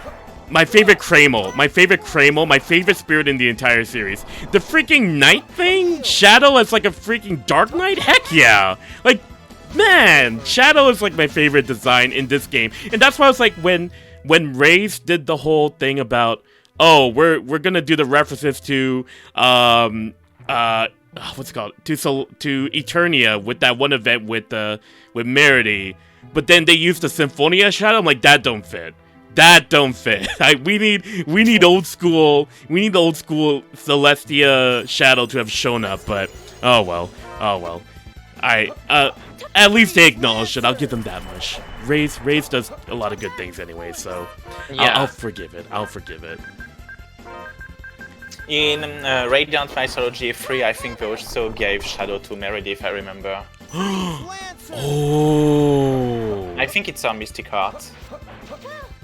I still need to revisit. I still need to play through RM2 and 3 someday. It's probably one of the biggest tales of, I guess for lack of a better term, sin that I have. I haven't played through RM2 and RM3 because I think during the time when those games came out, they were like what was I looking for? I was kind of more focused on other priorities in life, and I started to get back into Tales like in 2013, and I wanted to play more.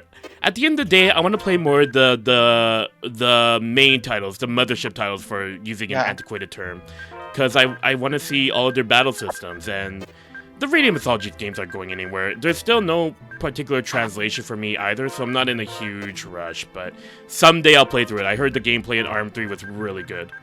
Yeah, and RM2, the musics are very, very good. So that's also something to look forward to.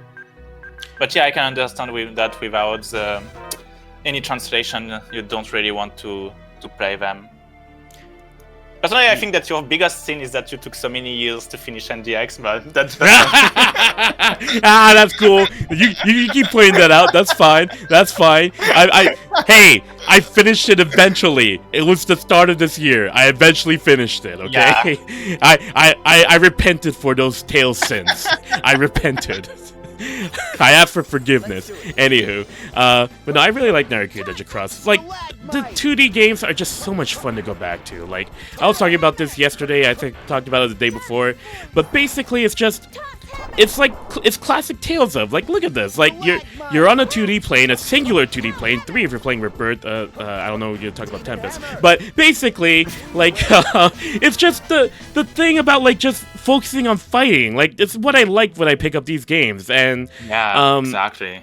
It's so much fun, especially the sprite work. The sprite work really adds up to it. Like Eternia sprites, like this is when they like push. Sorry if I'm gushing a bit here, but it's where they push things like even further with regards to like the evolution of the series. So I was looking forward to this game the most for the marathon for those exact reasons and then some.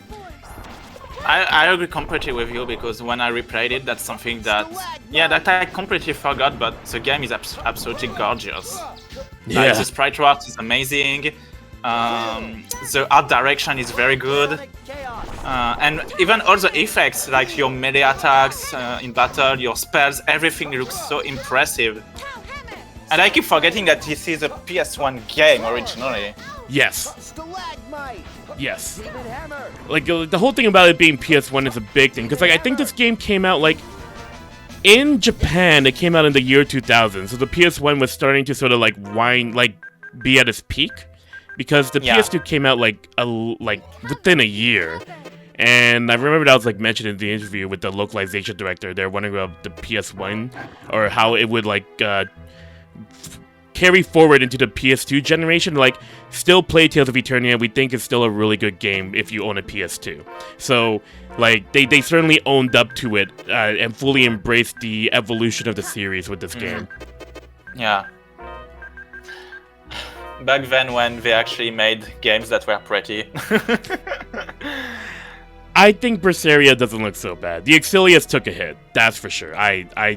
Their dark filter was certainly something. Berseria is mostly okay, I agree. It's just I think it's still pretty ugly for PS4. Like for PS3, because it was also released on PS3, it's actually very, very, very decent. For PS4, it's still lacking something, and some effects are a bit questionable, but it's not too bad. Okay. I guess I don't have too many like JRPG PS4 games to reference as I'm just only Tales. What other JRPGs? But anywho, like if that's the perspective, I guess I understand. I just like look at like games like if we're talking solely Tales, but what games come to mind that you would say would look better on PS4? I guess Kingdom Hearts is the first one that comes to mind. Yeah, definitely. Yeah. Okay, I have a banned one. Star Ocean 5. Oh, I heard stories. Yeah, it's expressive, but there are so many things to talk about that game that I'm not going to start. But yeah, I don't think there are many tales where I really thought like, wow, this game is really pretty for the date it was released. And honestly, I feel like that was the thing. Like, the thing with the Tales games, they never, like, I mentioned this back in Vesperia, like, the thing with the Tales games, they never really were meant to look pretty at the end of the day. It's almost always about the gameplay, I felt. Like, that's the thing for me with, like, playing games like Symphonia. Well, actually, Symphonia is a bad example. Abyss, the Exilias and so on. It's because, like, you know, the gameplay just keeps bringing me back. But when the games do flex on graphics when they can, like, I'll never say Vesperia looks bad. Never say Symphonia. Well, at the time, it didn't look bad in GameCube, but the HD re-release is up to you. But within the standard of Tales, I think Berseria is okay. But comparing it to a lot of modern JRPGs, you could always say that, like, 9 out of 10, the modern game will definitely beat the Tales of game. But I think that's mostly the point. It's why I was all the more confused when I played Arise. When I played that, I'm like, is this a Tales game? I was like, what is this? I'm so confused. I couldn't comprehend the graphics at all. Yes, same. But you know, that's I agree with you completely, because for me, all of those games are definitely mostly about the gameplay. Everything else is a nice extra. But you can definitely tell on some games that they did put some effort to actually make nice graphics and a good art direction. And for others, you have to wonder why they went the lazy route. Because, how? I'm sorry, I actually like Zestiria, but it's very ugly, let's be honest. I want to say it looks better slightly on PS4. The PS3 version suffers because of that whole filter that the Exilius had. It only looks slightly better on PS4. I only played the PS3 version, so... Oh, so that's why. I played the terrible version. Yeah, it has the same filter. When I compared the PS3 and PS4 versions, I'm like, oh no, don't play it on PS3. Like, at the end of the day, you're I don't know what it is. Like, I don't know what it is with the Exilia suffer from this, and like Zestiria does, and did Berseria suffer from it? I never played the PS3 version of Berseria. I have no idea, because I think it was only released in Japan. On PS3. Yeah. I never had no idea if it has that filter as well. Makes me wonder. There's probably somebody in the chat who did play it on PS3, but sorry, I'm going on like 10 tangents here. But I guess the biggest thing that I do want to like point out is that if we're talking about design choice, I want to say the 2D games are very consistently good. Yeah, I agree. Actually, well, it's not really a main game, but it's close to it. There's one game that is not very good graphically. It pains me very a lot to say it, but it's NDX. I personally think that the sprite work is amazing on the new sprites, because there are a lot of old ones that were imported. But there are a lot of things like the effects, the 3D, that are very, very bad. Now I can excuse NDX because it's using like only half the space of an UMD compared to like Rebirth that needed a lot of compression to fit into it, but had a full one. So, but yeah, I don't think NDX graphics are very good compared to the other 2D games. Maybe I'll revisit someday to sort of repopulate my opinion about it, but I didn't think the graphics were that particularly terrible, but I guess like maybe in comparison to the other games that might be what we're going for, maybe, or I don't know, what is it that you're saying basically, like overall like it looks really bad, or no, overall I just feel that it's how to say it, it's not very bad, it's just that I don't think it's as consistent as the others. Like, you can see that, in terms of graphics, there are some parts where it's very, very shaky. You're wondering, there's not much effort. And it's mostly the 3D. Do some examples come to mind? I might be able to bounce back since I just spare animations. I think the dungeons... No, not the dungeons, the towns. Like, the different houses, like, they feel very, very square, like, you can almost see the edges on them. Okay. So I really think, like, the 3D in NDX likes a lot of polish compared to the 2D. I see. Now the thing is, now that I mentioned that, I just realized that even Rebirth and Destiny DC doesn't use 3D in the different maps. So that may be why. Oh yeah, they. Oh, you know what? Yeah. Now I'm kind of seeing where you're coming from, because like, the games they use like the 2D sprites and all that, like even like Destiny DC and Rebirth, like you said, for the buildings and all that.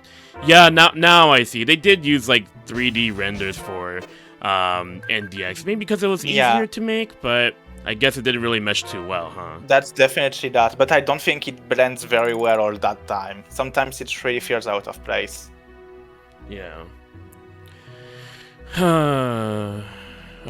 But yeah, it definitely suffered from a lot of compression and like having almost no space of human on the disk, because there are 2 games on that disk, so you had to share it. Yeah. So the mail next to this translates to "Rockabye Baby on the Treetop." I don't know why, but amazing. I didn't want to. I was gonna save it for the break period because I have like literal Melnix translations, but I really wanted to point this one out because I don't know, it felt really weird. But okay. You should have made this one of the question. No, it's too hard. I try to make the trivia questions easy, but apparently last night's question was really hard. I had varying answers. Only like maybe 5 people got the pins. What was the last the question last night? The question last night: what was our upgrade that we got at Ifreed's secret hideout? And only 5 people remember that was from it was the Eyefish. People were bringing up the Eyebird. That comes way later. I don't do questions that we haven't ran into yet. So that's the trick with these questions. But I understand why people would draw to that conclusion. So it was a little bit of a tricky one, but I didn't expect it to be that tricky. But in any case, that's just my perspective. Let's fight this siren over here. We're gonna bring forth Gnome because thank goodness we saved that prior to this fight. Yeah, good idea. That could they're still kind of alive. So I think my strat was to constantly Tempest Strike the Siren while everybody else starts to clean up the rest of the enemies here. We got a Thunderblade for Merity, one of the few moments where Thunderblade will be really useful to get rid of the Spirit.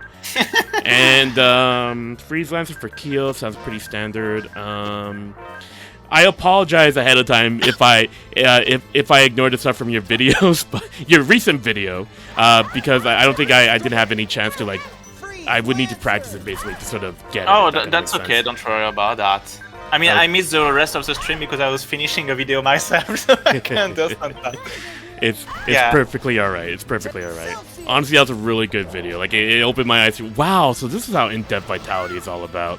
That's pretty sick. That's pretty sick. Thanks, I'm glad you liked it. I took a lot of efforts to actually to try to make it understandable, because there are a lot of very, very specific stuff, and I was like, I'm going to lose everyone if I just start explaining things without trying to illustrate all these things. Yeah. And how you explain it with the visuals is it's very clear. So the thing that I didn't realize was like this thing. Sorry. I didn't realize. First, I want to talk about this boss. I didn't realize this rock is sentient. I didn't realize like those it always bothered me. Yeah, that's kind of weird. But the thing with the cool thing about your video was like I knew about the Vitality speedcasting thing, but what I didn't know is that you could get that whole loop going on there. Like that's pretty sick. That's pretty sick. Oh yeah, that needed so much work to actually find something, because I was like, how do I stay at level 10, Vitality level 10 all the time when, pretty much everything we raised at that. Yeah. And I like to play in the video where like, oh, look at that level 10. It's taunting me. It's taunting me right here. How do I use it? It's like, that's... You can see that the video starts very easy. It's very simple stuff, then it gets a bit harder, and then I went full nerd mode at the end. Hey, but it's very informative. Honestly, I love it when like games are like you learn new things, you discover new things from games from like back in the day, and like I'm talking from my perspective because clearly I didn't know anything about this stuff. So the moment that you started like getting into full, I guess for lack of a better term, like nerd mode, it's like that was like very informational. It was cool learning that kind of stuff. But yeah, I guess that's as much praise as I could give it. That makes all this effort worth it. Of course, just keep doing it as long as you have fun with it at the end of the day. Thanks. Let's see here. This fight is very to the books, honestly. Just keep going with your aerial attacks. Again, it's the one moment where Thunderblade will be really useful. And Chat is also doing her work very well. Yes, all she needs is Power Hammer, and she's good. We should be done this boss very shortly, though. Much easier to deal with than that hiatus difficulty spike. That's for sure. Wait, where am I? Oh, I didn't know where I was. I thought I was getting eaten, but I wasn't taking any damage. I didn't know it was too late, but I was behind the Siren. Anyway, that's it for the Siren. Nice. That was a very nice strat. Thank you. Again, this is the redemption arc. This is the redemption arc of dying to Space Steak. I remember. I'm never gonna let that. Well, I can't say never because don't count your chickens before they hatch. But we're gonna try our best, basically. But you're doing very, very well because Eternia is well known for being a hard game. Even on normal difficulty, so I'm actually very impressed you're doing it that hard. Well, I felt like, again, redemption arc. All these games are going to be on hard. We're on hard difficulty, so Berseria will also be on hard, but to be honest, it doesn't change much. Well, yeah. I'm less proud of you for that one, because this is and that's perfectly understandable. That's perfectly understandable. I understand. But, yeah, so anywho, let's just keep on going here. I really like playing this game on hard, though, because, like, it kind of let me explore a little bit, because, like, usually with these playthroughs, I generally don't grind as much as I don't even grind much in Tales playthroughs in general now, so it was kind of fun. Like, it's like unlocking...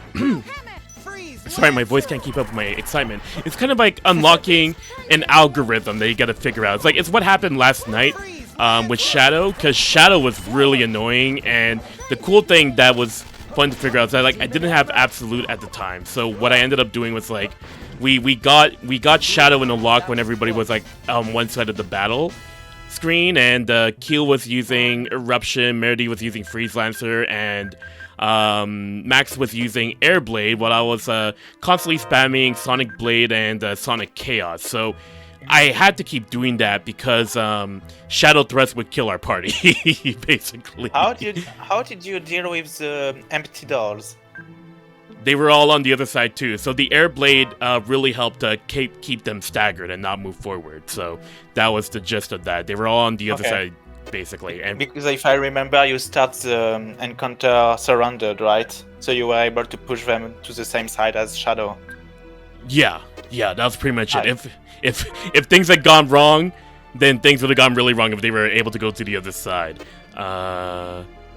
What am I missing here? Like, I think we got Sapphira, Trident, the Vorpal Sword. Oh, I love these callbacks. Rare Plate, that's good for Reid. I guess we pretty much did much of it, because it's just Chat's... I was going to call her Patty again, but Chat's backstory. Let's do it. Oh, this game. Chat has a story? That's the sad part about this game. You don't know much about Chat. I guess most of her things are in skits, but I never watched them, so I have no idea. Yeah, I didn't watch. I was gonna watch the skits, but then the YouTube account went down. So yeah, so sad. It's so sad, but that also reminds me, like when I played through Innocence R, there was a Tumblr account where it translated all of the Innocence R exclusive scenes.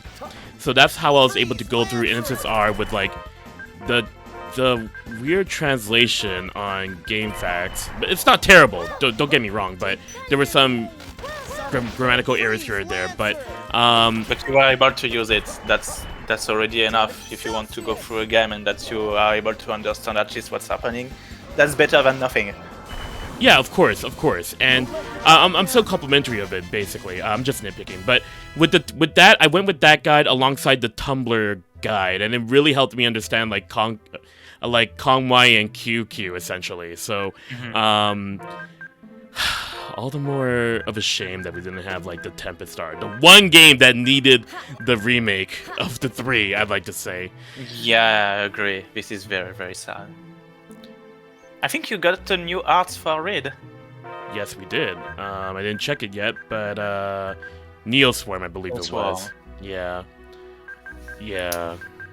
So Oh yeah, that's Sword Rain Alpha, I think. Yeah, it's Sword Rain Alpha, Neoswarm. Okay, let's see where we're going next. How far are we into the session? I think we are going until 1 o'clock, if I recall correctly. Sorry, that's like 1 hour from now, I mean to say. So I think we have time to do one side quest, one main thing, or 2 main things, and we'll go from there.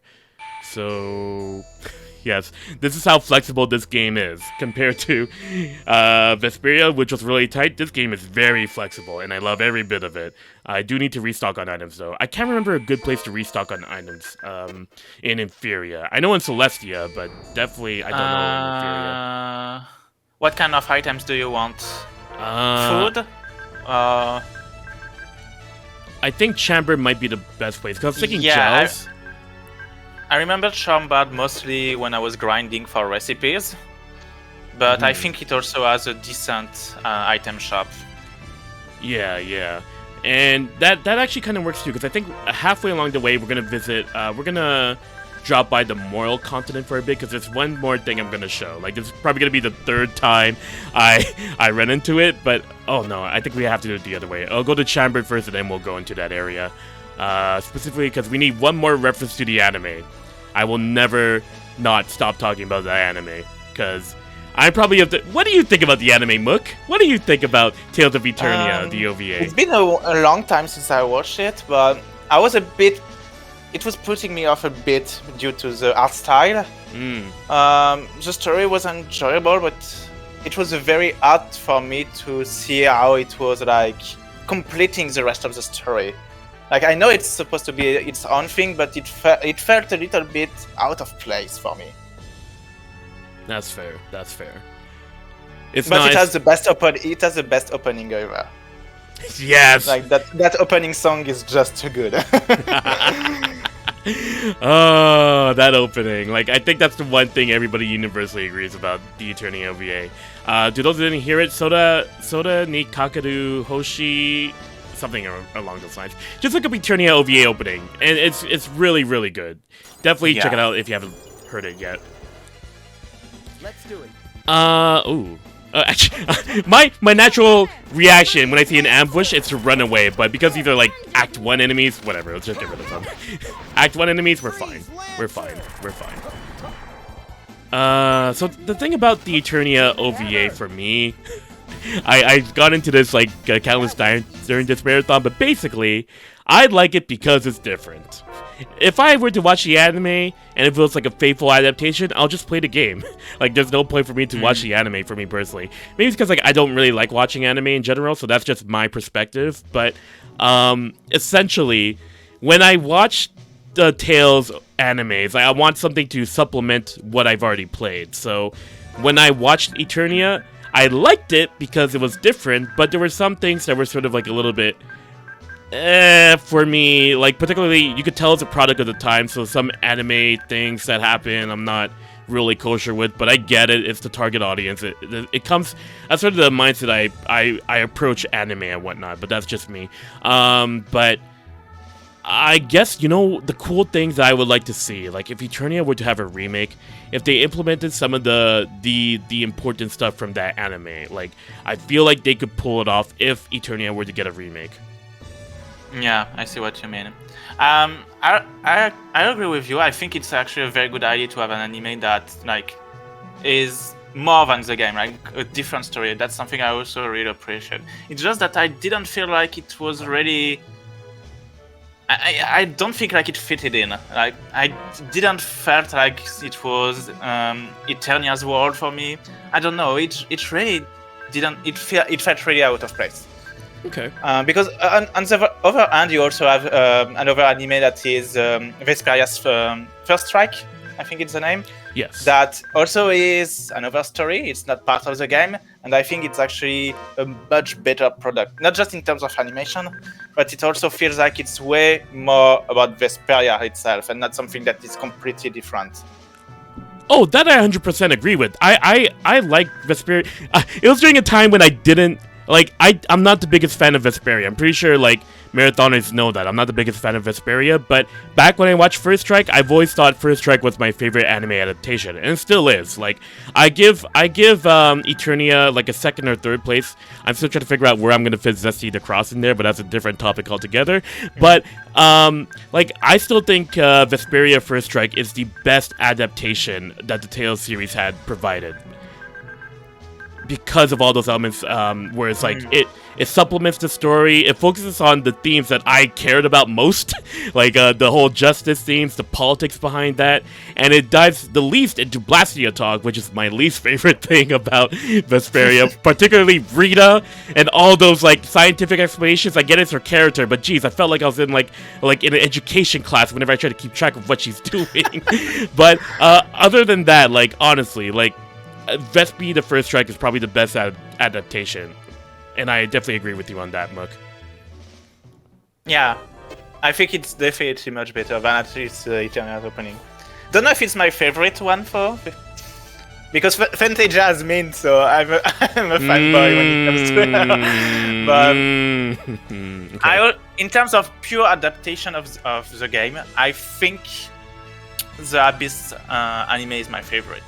In terms of pure adaptation, not like a different product. Right.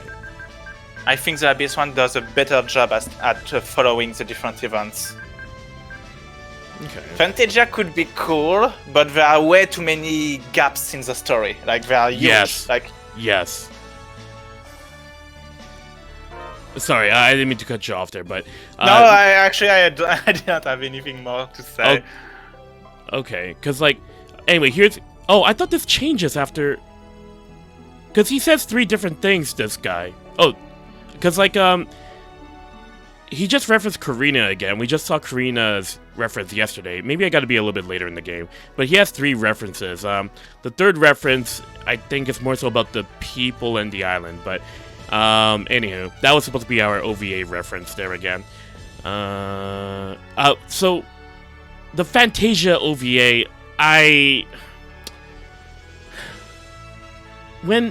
When I watched it back then, I thought it was really cool, because we didn't have too many OVAs at the time. Like, I thought, oh, this is amazing, this is great. But when I revisited it, like, a year ago, I was wondering, who is this for? Like, I didn't particularly like it. Like I don't like faithful adaptations in general, but that's just me. But I'm like, it skips a lot. I get it's a budgetary thing. Like, I get it from the business side of things, but I don't know, like... It's an old OVA. Too much. Yeah. At the end of the day, it's an old OVA. It gets the job done. I shouldn't be blaming it too much. It might be a budgetary thing, but when I watch it as the consumer, I have more questions than answers, really. Like. Yeah, I agree. I like the art direction for. I think the OVA is very, very pretty. The house looks particularly good. Yeah. Like, everybody looks really good in that show, and I think that's really the reason why OVAs exist, because, like, you want to see scenes that weren't animated in the game if you really like anime and want to, like, see it, like, fully realized, and it does that job fine for the scenes that it's using. It's just, yeah, we've already talked about it. That's basically what the flaws are, I feel, with the OVA, and that's how it is. Unless there's anything you want to add, Mook, because I think I pretty much exhausted my opinion. On which OVA?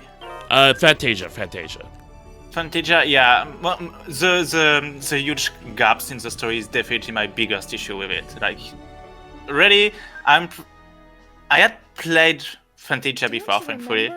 But one of the things that I had in mind when I was watching it is, how is anyone going to understand the story? We are missing so much stuff. Yeah, and that was like Sorry, go on. For someone who's never played Fantasia before, I'm not sure they would be able to follow that OVA. Sorry. Yeah, and that's the other part that came to mind too. I completely forgot that part of my opinion too. Like, who is this for? Like, is it for people who have played the game but you're missing a lot? Is it for people who haven't played the game but they're missing a lot? So, I forgot about Area Board. Thank you, Heroes Legacy. Thank you. I forgot we're in Etheria. We can use the area board. Anyway, but yeah, that's pretty much the gist of me with Fantasia OVA. It was fine for the time, but revisiting it in the modern years, it didn't particularly age well.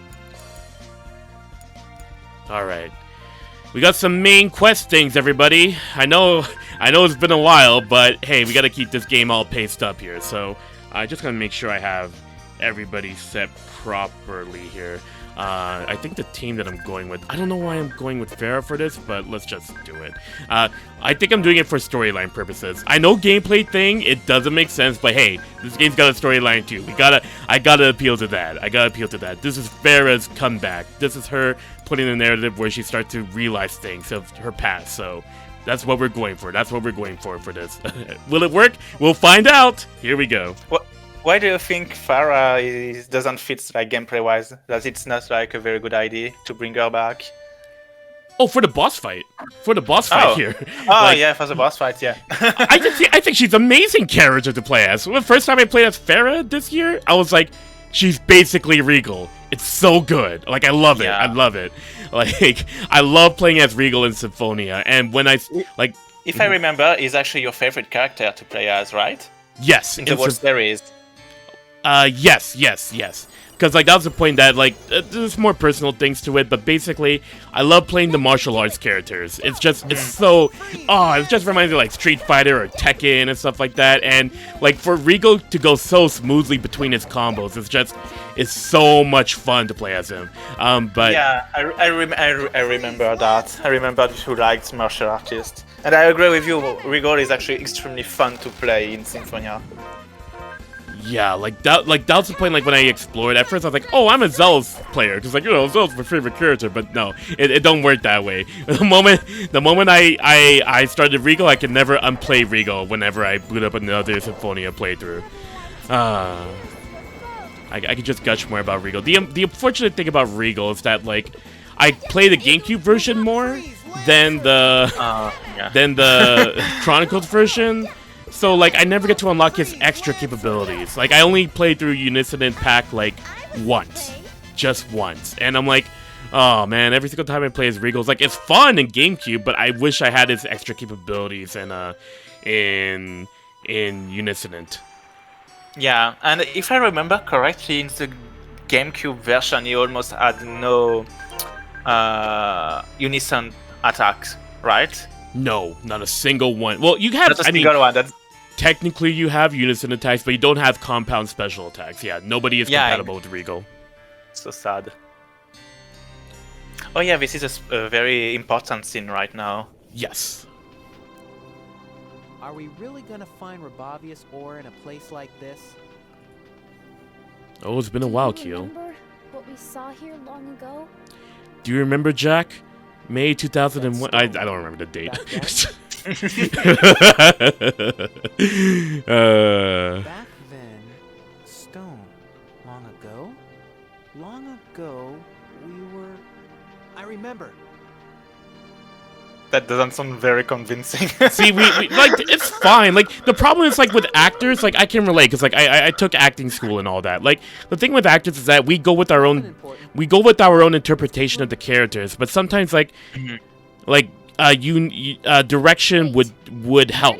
Like, our job as actors is to make sure we understand the characters, but if we don't have, like, the full notes or the direction, it is a little bit rough. Especially during a time like this. Again, it's early 2000s anime dubbing times. The standards are different back then compared to now. Like, they do fine, but direction is all they need. That's all they need, really. And in a game where they remove the skits to actually have extra direction to know exactly what the characters are about, yeah, it's definitely going to be hard for them. Because again, most of the character development actually is in the skits. No one knew about the seal. See, this is good stuff. Some of those lines are good right here too. So like, it's all just based on like how the actor can perceive things, and without too much direction, it does lead itself to some of the lines falling apart at the end of the day. I was selfish. Because of my selfishness, everyone was killed. I think it's not bad. That's It's why not my bad. sin is much, much heavier than Reid's or Keel's. I'm I'm so sorry. Farah? Yeah, this is why I like to compliment the cast a lot more. Like, That's enough. specifically here, like, Farah starts off as like your usual Tales of protagonist. She's the one who brings everyone forward, and now it feels like, you know, we explore more dimensions with her, and now Reid is the one who's like cheering her up and everything. It's like, it's simple, but it works. That's why things are simple. That's why things are cliched. They never healed.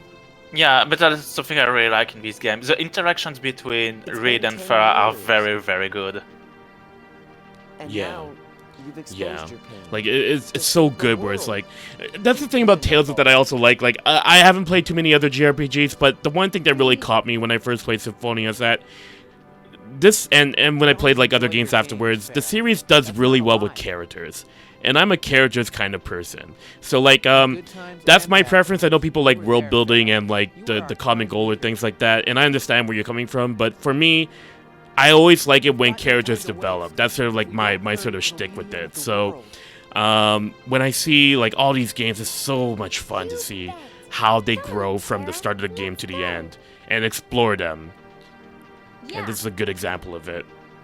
Yeah. I don't think the growth in Eternia is actually very important compared to other games. But try something different is that you definitely start the game with an opinion of those characters and you know absolutely nothing of their backstory. Like when you start, you feel like Farah is just like the one that is going to help everyone, just like very open-minded, very energetic person and she's going to put us into trouble, and Reid just doesn't want to actually help anyone. And as you progress through the game, you actually start to understand what they went through in the past, and that changes a lot of things because you start to finally understand why they are like that and why they act like this. While in some games you actually get this information very early, here you actually start getting those information late and you get a different opinion on them, and that's something I really appreciated. Yeah, this game. Again, I was so excited when this game won the vote. Like, Heartsar would have been nice for me personally for like a gameplay perspective. I know you shared your opinion about Heartsar, but like story-wise for Heartsar, it was kind of just for me. It was kind of there, not too much crazy. The localization script was its own beast, I'm gonna say. But like this game, when it won the vote, like, oh man, I haven't played Eternia for like 6 years. I can't wait to look back at this. Like, this was the first game that I like practiced for a reason because I was that excited. And to see stuff like this is just Eternia. It's so good. Actually, you say that, but even though I'm not super fond of Heartsar, I wonder if I actually didn't vote for it. Because because this is a game that is quite unknown because it's stuck on the Vita, and I thought that it still needed to be displayed a bit more. Are you talking about this game or Heartsar? Heartsar, I think I actually voted for it. Oh, okay. Yeah, despite my opinion on it, I think it's a game that still deserves to be shown and talked about because it's stuck on the Vita, unfortunately. So. Yeah, that is a good point. I was thinking about, well, that's why I have all those games in the poll, since they're all like games that don't particularly get too much attention. Ended up being this game winning. But what do you think about Heartsar that would need to be showcased most because it was on? Besides the fact it's on Vita, what would be the one thing that would need to be shown? Oh, the battle system, definitely. Because why I'm not very, very fond of it, I think it's something that is definitely worth showing because most people that actually liked the game liked it for the gameplay. So that's probably so that's a game that will definitely fits people's need if they are looking for gameplay. Yeah, that's a good point. I guess the thing I often keep forgetting about this because I can differentiate gameplay and narrative. So like I often forget that people generally really didn't like it because of how like the narrative was presented through the localization, and thus they give it like the bad badge on it because it was delivered terribly. But Yeah, I can see why it would need a highlight, that's for sure. Yeah, that's actually the localization is something that you would have to show too, because it's actually very fun. It's so stupid that it deserves to be shown. Here's my thing about the localization. I don't think it's terrible, except for the one point where they started speaking in a different language. When it got there, I had to be like, oh no, even I couldn't handle this. This was a bit much. Yeah, can we talk about some of those lines, like my nipples are weak? I don't care about that. I don't care about that. I know people like to meme on it and all that, but whatever. If you're not expecting a line like that in the localization, then you're not ready for the script.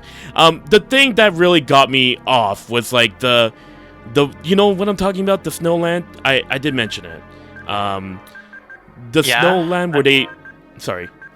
Go on. The Snowland where they all start talking a different language. Like, it's related to the main characters and all that. And when they start talking serious scenes, like, oh, this is what's happening to the past, this is what's happening, this is what's happening, Kohaku, why are you doing this? Like, it's like a relative? It's starting to ring any bells a bit? No, because I haven't played the localized version, I only played the Japanese version. Oh, okay, alright, let me tell you how they localized it. They did a lot of they used a different font style. Like it was completely like it was hard to understand. There were a lot of umlauts and there's a lot of like if it was delivered in a dub, I might get it better, but with the text it kind of really distracted me, especially when it was like a serious scene. Sorry if I cut you off a little bit there with your Japanese experience, but I want to show you at least a screenshot, like maybe after if I'm reminded about it. But yeah, it really threw me off, especially because it was going into serious points of the game. Okay, I had no idea about that. That's interesting. And I'm surprised they went the extra effort to actually do that. Because I don't think the font was different in the Japanese version. I would imagine so. Like, it's not, okay, it's not the font as in like, oh, they changed the color, it's just the font face. But they made them more Swedish. Yeah. I'm kind of excited to show you right now, but we're in the middle of a marathon. So like, I hope you can show me after. Yeah, I hope I remember to show you before we go in, or when we get into break and whatnot. But yeah, like essentially, it really threw me off when it got to that point. But everything else, I'm okay. Everything else, I'm okay with the. I was able to go through it at the end of the day, if that makes any sense. Okay. This dungeon right over here has a particular gimmick where Udini here goes in a bit of a weird description of it, but basically, if you're... I mean, you could use Kreml arts fine. Don't... You're okay to use Kreml arts, but the whole point of this dungeon is that if you're in an area that's like this color, teal, you're gonna heal HP and TP. If you're in an area where it's red, you're gonna decrease in HP and TP steadily. So it's kind of like that Efri Gorge we went through a long time ago, but essentially it could go one or two ways of healing you or not healing you. So just be mindful of that as you go through this dungeon. Don't listen to what Undini says. It's really confusing why she said, don't cast Kreml arts. You're fine to cast Kreml arts. You're okay. Don't worry about it. But yeah, that's pretty much the gist of this dungeon right over here. Oh, it's TP, not HP. It boosts TP in TP. this case. Yeah, my bad. I just took a look at my I wasn't right sure, now. so I didn't want to interrupt you. Oh, no, of course. No, it's okay, it's okay. Where do I need to go here now? I think I need to go south. Yes, I need to go south first, because we got a particular item we need to pick up there. But for now, we get to fight Jin Kazama. Let's go. I mean, look at the hairstyle. It's practically Jin. Let's go. Maybe that's actually a reference. Oh, yeah. Oh, yeah, it's definitely a reference. Now that you mentioned the hair, yeah, that's definitely one. Yes. This is an amazing one. I never realized that. It's the little things. This game likes to reference Tekken a lot. Like, I did all 3 quizzes, by the way, yesterday. That was fun. But basically... my god, they are so painful. You You know what? The advanced one? Yes, I did all of them. Wow. All of them.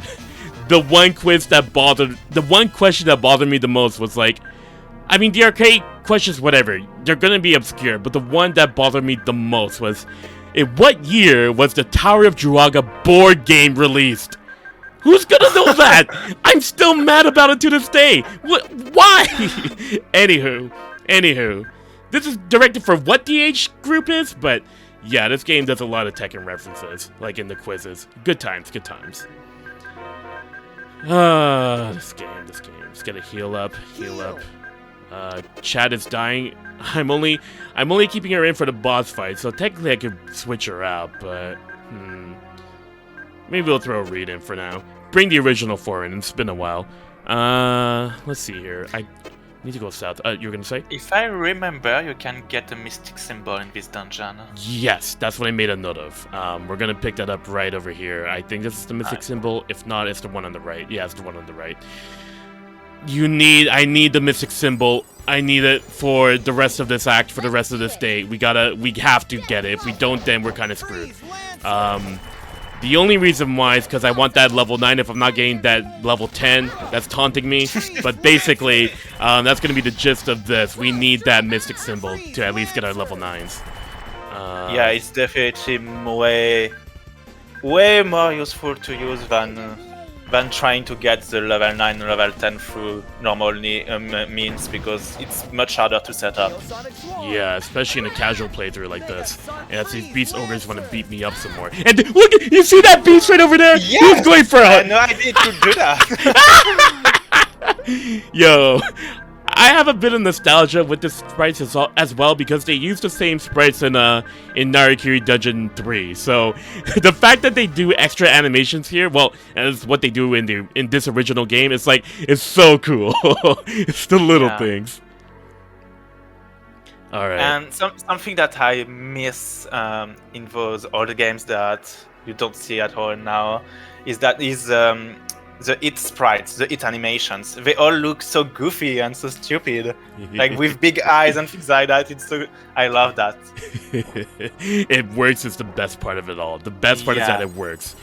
Commentator on Super Famicom actually has that a lot, and it's very silly. I love it. That's why I want to revisit it someday. I need to get the original experience of Fantasia on the Super Famicom. Despite all the flaws we talk about it was the game that brought everything together. Oh my gosh. I personally still like it. It's just, the encounter rate that is way too high. That game has holy bottles though, right? Like, did you eventually, you must have tried the holy bottles once. Did it help much, or it probably didn't, did it? It helped a bit, but not that much. I would say that with one, it's probably the same encounter rate than on the PlayStation version. Yeah, it's super annoying. You've played from Destiny PlayStation, right? It's a bit worse than that. Okay. And it was already not very good on this game, so... Yeah. I love Rising Dragon Strike because it has that little build-up to the uppercut. Farah, you're so much fun to play as. Yeah. Yo, that Beast Ogre's got the anti-air counter right there. Like, it knew the response. It knew the response to Death Blossom. Oh, this game. So much fun. It's also the start of aerial-enabled arts. Yes, that is true. Sorry, you're gonna say? Yeah, that's not. It doesn't sound like much, but that was actually a huge deal back then already. Compared to Destiny and Fantasia, where you are completely stuck on the ground, being able to approach from the air is very interesting. Yeah. Like, it's such... Like, this game does so much in terms of, like, setting more standards for the Tales games after it. It's like... It's oftentimes overlooked. Like, do you know how many of elements in this game that were shared in Tales of Symphonia? Way too many! Way too many! It's hard to notice if you haven't played this game. To be honest, Symphonia reused so many elements from Eternia and Destiny 2. Destiny 2, yes. Yes. That it's hard to not notice them. Here's the thing, when I played Destiny 2 2 years ago, what are the words I'm looking for? It was like, whoa. This was, a lot of the stuff is from Symphonia. What is going on here? It's like, at first I thought it was just Eternia, but yeah, it was really surreal when I finally got to that game. It's outstanding. I don't even know where to begin. Yeah, Destiny 2. Well, a lot of people dislike Destiny 2, and I can understand why. There are some legit ways to actually dislike it. But something that I want to give credit is that it brought a lot of mechanics. Destiny 2 basically added all the defensive mechanics at once. Like you can magic guard, you can advance guard, you can backstep universally, and you can also move while casting. Yes. Oh, wait, I didn't know about that one. Yeah, if you hold the spell, you can actually slightly glide on the side while casting. Oh. Yeah, so Destiny 2 actually brought a lot of options. And it's crazy that on one single game they did all of this. Yeah, oh my gosh, you could move while you're... Huh. I actually had no clue. This enemy set might be really rough for us right now. Maybe we should... Oh yeah, be careful, the buffaloes are very, very annoying. Yeah, I thought Celsius would have helped us out there, because I knew this was a bad encounter from the beginning, but... Yeah, it didn't really help too much. I don't know if it will screw up your Kramer settings, but wouldn't it be better for the random encounters to have Blizzard? Yeah, I'm so used to Freeze Lands you that I already keep have forgetting it. about Blizzard, yeah. Oh, I actually forgot you can have Blizzard and Absolute at the same time. I thought they were like completely... No, that's stupid. That's stupid. Why wouldn't you be able to get both of them? I don't know. I always thought you could only have one of them. It's okay. Honestly, I just stumbled into this during this run, so I'm rolling with it. I did not plan this at all. Again, 3 months. I don't remember everything about this, but we're going. But you mentioned a lot of like Destiny what it introduces. I also like that it introduces like skill extensions, like skills, like actual traditional skills that you unlock. Okay, sorry. Let me refresh this with a better vocabulary. Art extensions and skills that you can actually unlock. Like it's a lot of stuff that game does that I thought would have started. Like, I thought Symphonia innovated first, but they just looked at the Tales of Destiny 2 notes and just said, "I did this." Yeah, Destiny 2 actually did way more stuff than Symphonia, and Symphonia sometimes actually toned them down to make them a bit easier. Yeah, a little bit more. Hard to tell if it's better or not. Like, title system in Symphonia is way more straightforward than in Destiny 2, for instance. Even though it's completely copy-paste, but it's just that the bonuses are not as stupid as in Destiny 2. I can't remember what happened with the titles there, but I remember not really playing with it too much at the end of the day. Was I wrong in doing that? I probably should have played around with them more, or am I misremembering? Yeah, because the titles in Destiny 2 are like in Symphonia. You will get a lot. You get bonuses for when you level up on your different stats.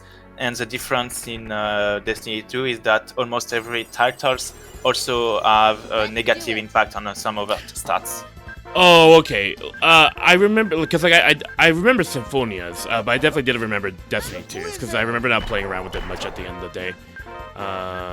Part of it is a translation thing too, which we're gonna be getting patches for someday. Looking forward to it. It's a good time to be a Tales fan now, especially compared to back in the day with all these imports that we don't understand Japanese. Now we have actually guides, some scripts, localization, fan translations coming up. That's very, very nice. Yeah. The struggles. The struggles! Oh no! Oh no!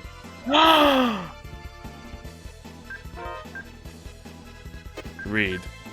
Can you try to get the... I don't think I can.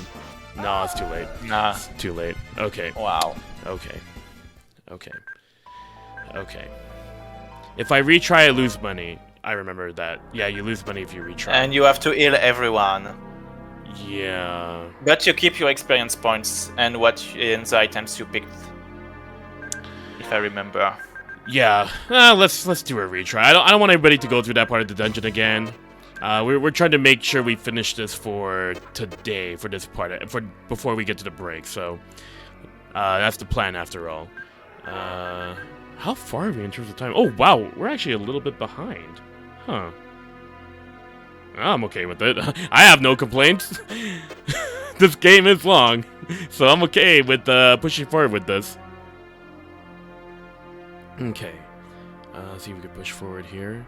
Okay, so note to self, maybe run away from those encounters. They were fun while it lasted. It's nice seeing the Tekken cameo, but maybe run away, especially for this one. Yeah, this one sounds very, very annoying. Yeah. And that's the thing, I mentioned this before, if you need to run, it's okay to run. You don't have to fight everything. Like, it's an old school JRPG at the end of the day, so they kind of design scenarios where it's like, oh, if you get slightly stronger, you should be able to handle this. So deal with the encounters that you can handle, and eventually you'll be able to deal with the encounters that you couldn't. Let's see. Okay, yeah, the rock still keeps itself there. And it was also particularly rough during that last encounter because, I didn't have the TP because we were just in the blue room. So, I had to spend time restoring TP first, but the enemies had a different agenda altogether. Let's do it. Can we handle? Let's see if Shadow can do it. Let's go, Shadow! Yeah! So good, so good. And see if Keel can follow up, because I think he has a Vitality for Celsius, maybe? Or Undini, one of those two. Maybe have him cast Spread, see what comes up. Punch, punch, punch. The 1, 2, 3. I wonder where his Vitality is at right now for Spread. Or for Water. Yeah, we're almost there, we're almost there. Pretty sure I read that right. Maelstrom. Did we get Maelstrom? Yeah. Because your vitality was very high. And you probably have some elemental resistance for water. Oh, is that something that I missed about the Kramels? Like, you get elemental resistance depending on what they're equipped with? Or is that something completely... I just misunderstand altogether what you just said. I meant the way to get Maelstrom is that you actually need some water resistance on your character to be able to have it. Really? Yeah. And basically, that's something I could have mentioned on the video too, but that's actually either an art to get Maelstrom. Basically, the more resistance to water you have equipped, the sooner you will get Maelstrom. Like, if you have very, very high water resistance, you will be able to cast Maelstrom at Vitality level 3, for instance. And if you have 10% resistance only, I'm just saying random numbers, it will be only at Vitality level 9. There's a formula I need to find, but basically, the more resistance to water you have, the lower you need your Vitality to be able to get Maelstrom. I was so fixated on it being Spread that I didn't realize it actually turned into Maelstrom at the time. So I'm gonna have to re-look that footage because Keel casted Maelstrom during that time. Yep. That's basically an extension of Spread. After the water pillar, you will see that there's some kind of things spinning around it, and that's basically Maelstrom. Oh, okay. Yeah, I'm definitely gonna have to review it because I certainly missed that. But that's actually a really cool tidbit to know. I didn't explore this game as much as I would like to, but yeah, wow. Mine is kind of blown a little bit here. That's why I really like this game. There are so many hidden things and a lot of little efforts that this game just has it's all the time. Every second I feel like, oh wow, there's this too. This game did this here too. There's a lot of effort, and that's why I really like this game. And that's what I completely forgot about until I replayed it. Let's do it. Yeah. Trying to think about how we are timing-wise here. I think we should be okay. You know what? I did turn off Blizzard because it was bringing the enemies closer to me. So yeah, I saw that. You were right. That was actually a very bad idea to use it. Yeah, just for this case, particularly because my party members cannot particularly handle it. Like Dark Force, it pushes them left or right, so there's a bit of a chance there, but not as consistently as Blizzard. Anywho, let's see if we can take down these cavemen and Medusas. We're getting close to the first break period very soon. Depending on how well I do with this boss. I don't know how I'm gonna feel about this boss, but we're gonna find out, I This boss suppose. is going to be very annoying because you will need to deal damage very fast. Yeah. Yeah. From what I remember from back then, again, it's been months, but we're gonna see how well we can remember this. Basically, we're gonna see how well we can remember this.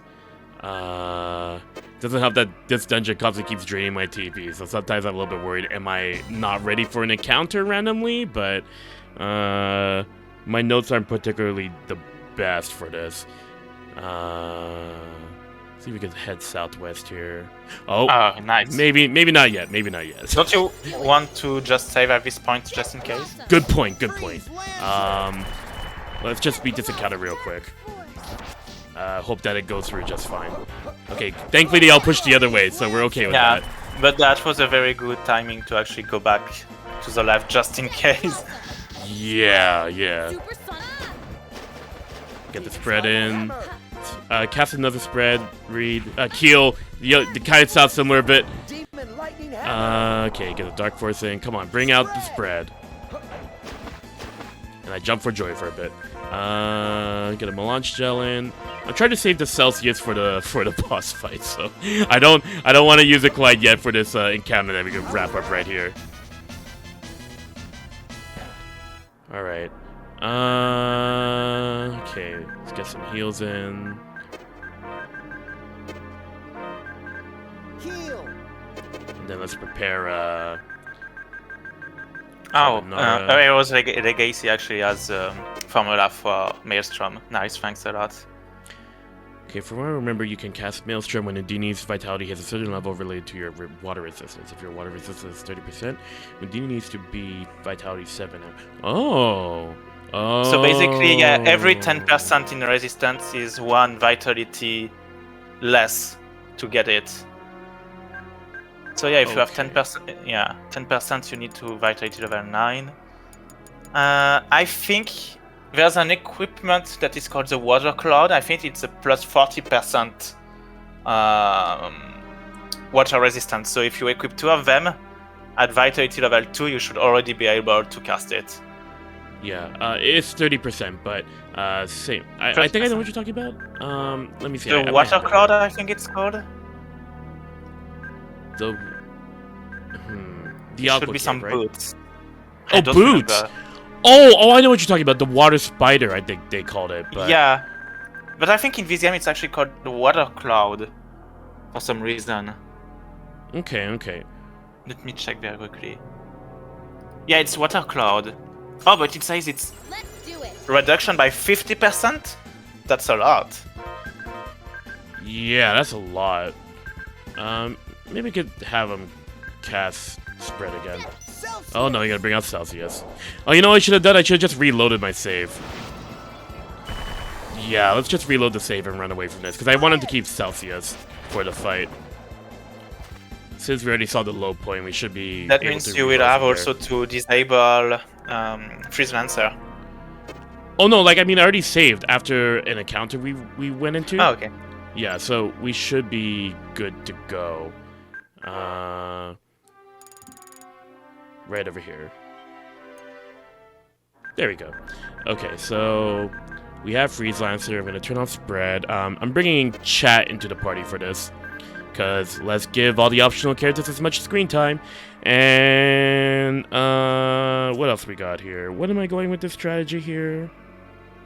Let's be honest, the whole point of chat is that she can annoy every flying enemy in the game, and that's already something very, very useful. Yeah. Also, can she poison bosses?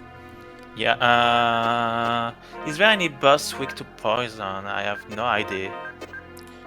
Probably not this next boss we're running into, though. Dark Force is perfect.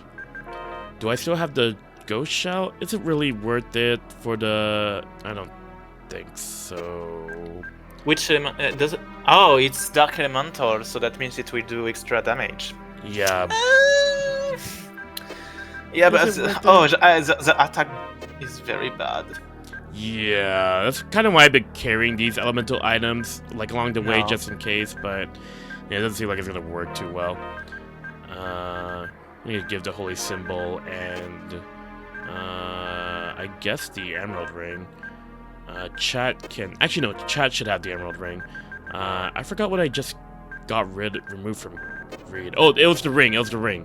I think it was the resist ring. Okay, and maybe give a something that could help with light. Actually, maybe the sun charm should work for chat. I would like to say. I guess I can give the mystic symbol to Merity now too, since we now have 2. And I guess that should be alright. Maybe do one more save. Right over here.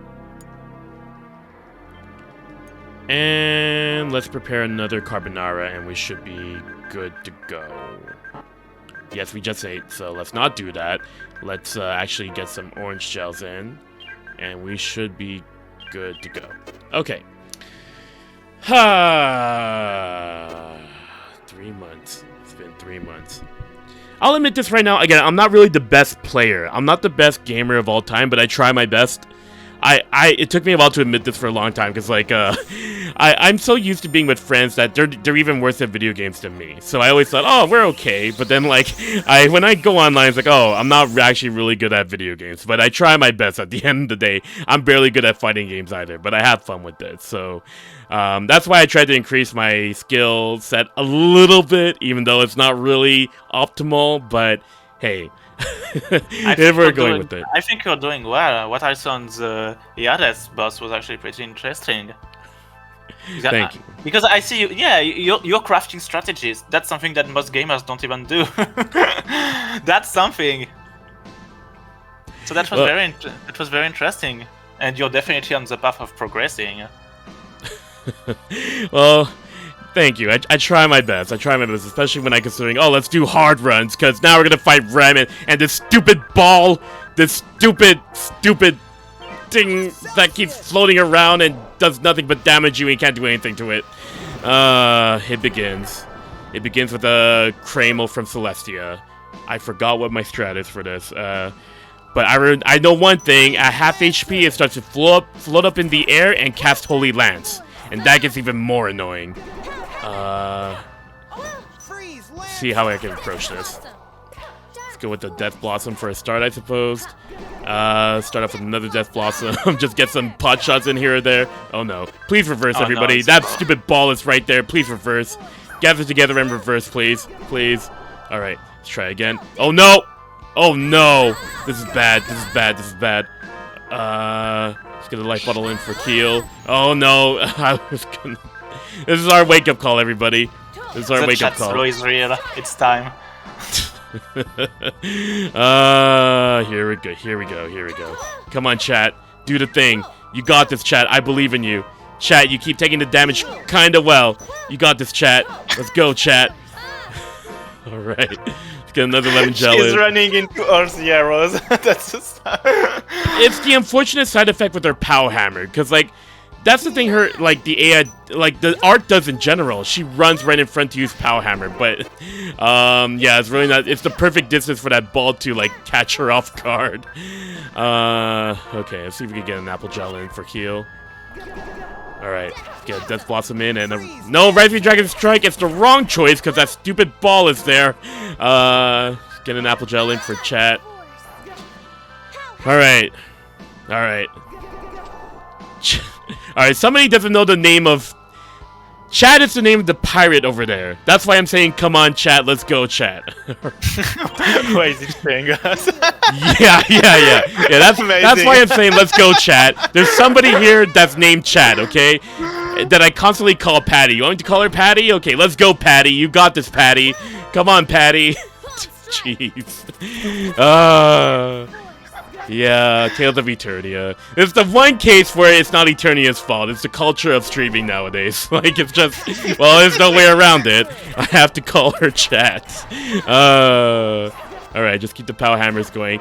Like, the first phase of this fight is not bad. The second phase, when Rem starts hiding at the top and using Holy Lance, that's when things get a little bit rough here. So, you have to make sure that you know when that happens, and when it starts happening, start changing your strategy right away. Chad should have been in Berseria cameo. Yeah, and you know what? That's actually true. That would have been nice to have seen. Like, Chad and Patty, like, all connected to Ifrit. It makes sense. It makes sense. Oh! Oh! You know what's coming. Well, is it coming? Alright, okay. You know what's coming. Alright. I must be the light when you're in the dark. Let's ring this bell after this Freeze Lancer, apparently. Thank you.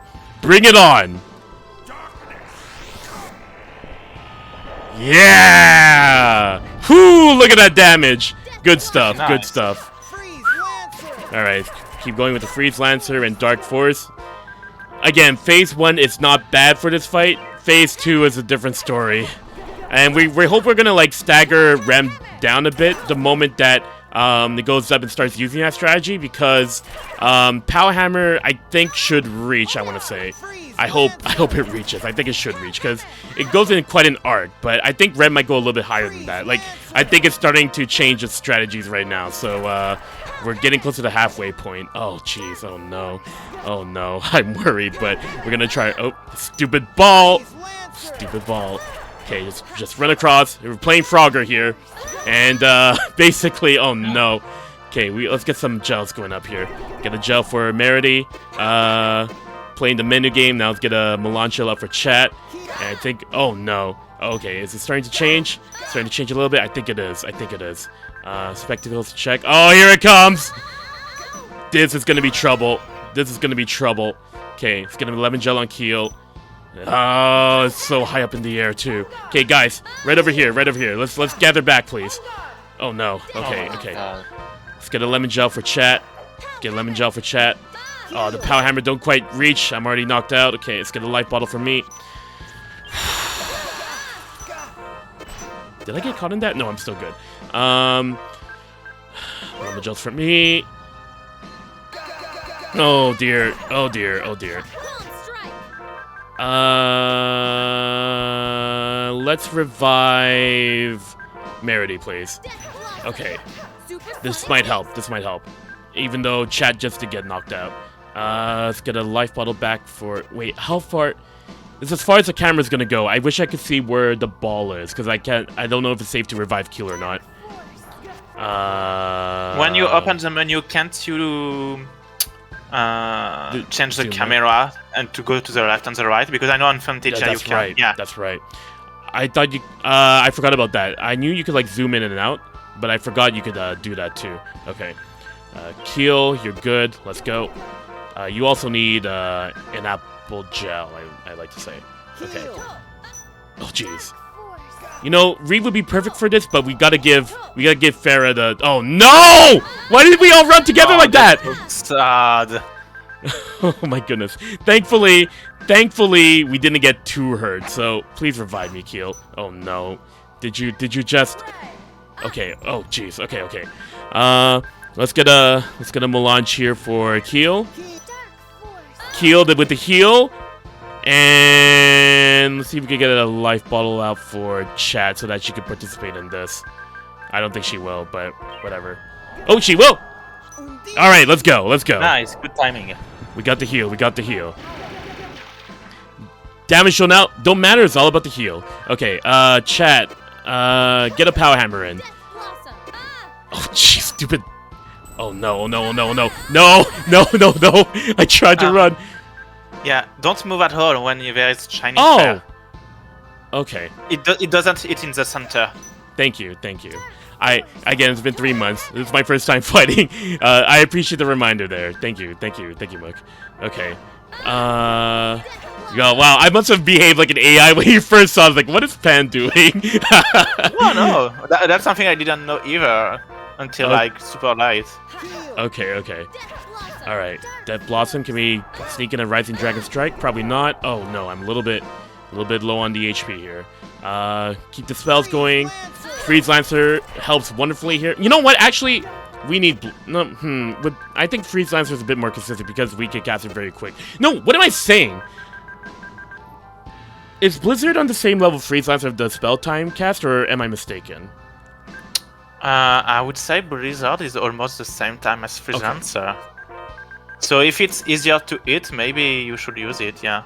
Yeah. That's definitely much better. But the problem is that she's going to get very close to your caster. That is true. Okay, yeah. That's a good point. Okay, let's just get another Dark Force in. Power Hammers, you're trying your best, chat. I appreciate it. And let's get a Melange Gel here for Merity. Okay, everybody reverse. Oh no. Okay. Okay, that didn't hit any. That didn't hit. Holy smokes! All right, I'm cool with that. Okay, chat, get a Melange Gel in. You're doing well, chat. You're doing well. If you've been here for like day 6, you've been doing really well. Okay, Freeze Lancer. Oh no, where's the other side? The stupid ball.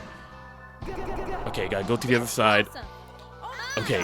Okay, guys. Let's think about this. Get an Apple Gel on yourself. Hit it. Oh no, I couldn't quite. Oh no. This might be an issue. Okay, chat. We need another light bottle, chat. Actually, maybe a lemon gel for Merity first. Okay. Alright. And now we can get a light bottle on me. Uh-oh. Chat. Poor chat. Oh no. Oh no. Okay. Alright. Oh no. No. Okay, I think we're still up. 6 light bottles left. How much HP? Oh, okay. That's not too bad, actually. Let's try to follow up.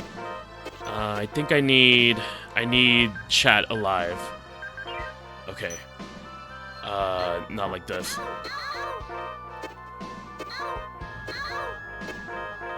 And let's get a lemon gel on her. That didn't help. I thought it would help. Okay.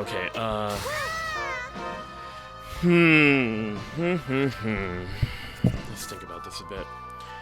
So currently, scenarios is that I only have 5 life bottles left, and 1 Farah, and we're just about a fourth of the way through.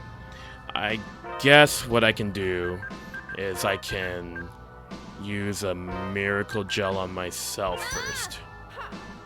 Avoid the ball. Let Rem do the animations. I think Merity is the right choice to revive.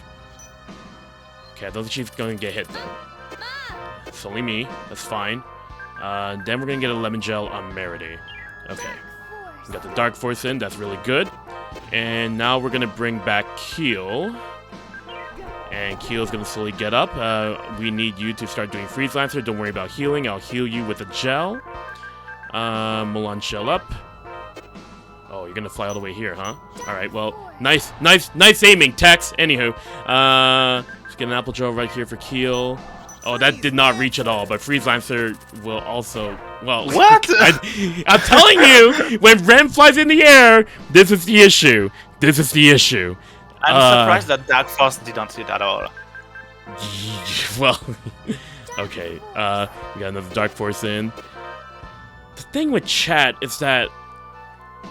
Okay, the ball's behind Rem right now, so I think it's okay to revive chat.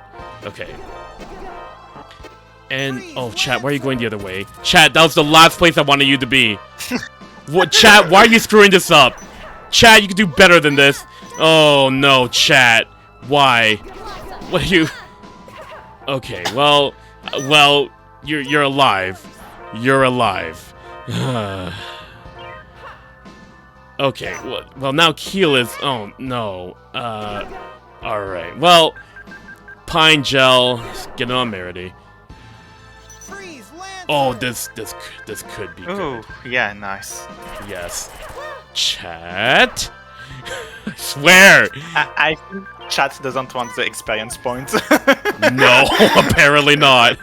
Chat, I'm not surprised. You chose... Ooh. What's chat doing there? Chat, I'm confused what you're trying to do.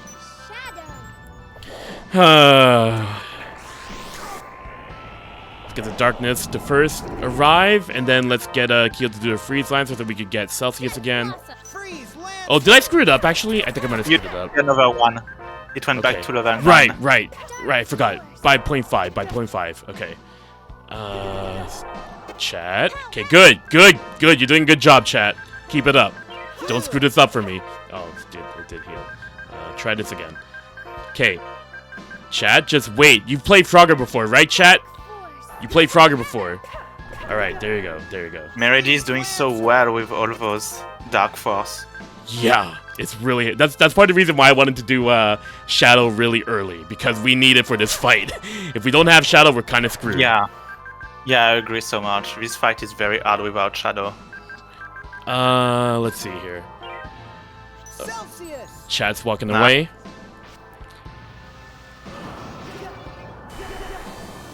Okay, I think this is kind of good. Okay. Oh yeah, we just need one Dark Force, I think. Freeze Lancer helps too. I wish Farah had like a projectile attack. It would have made her a little bit better. But granted, she's like Regal, so it is what it is.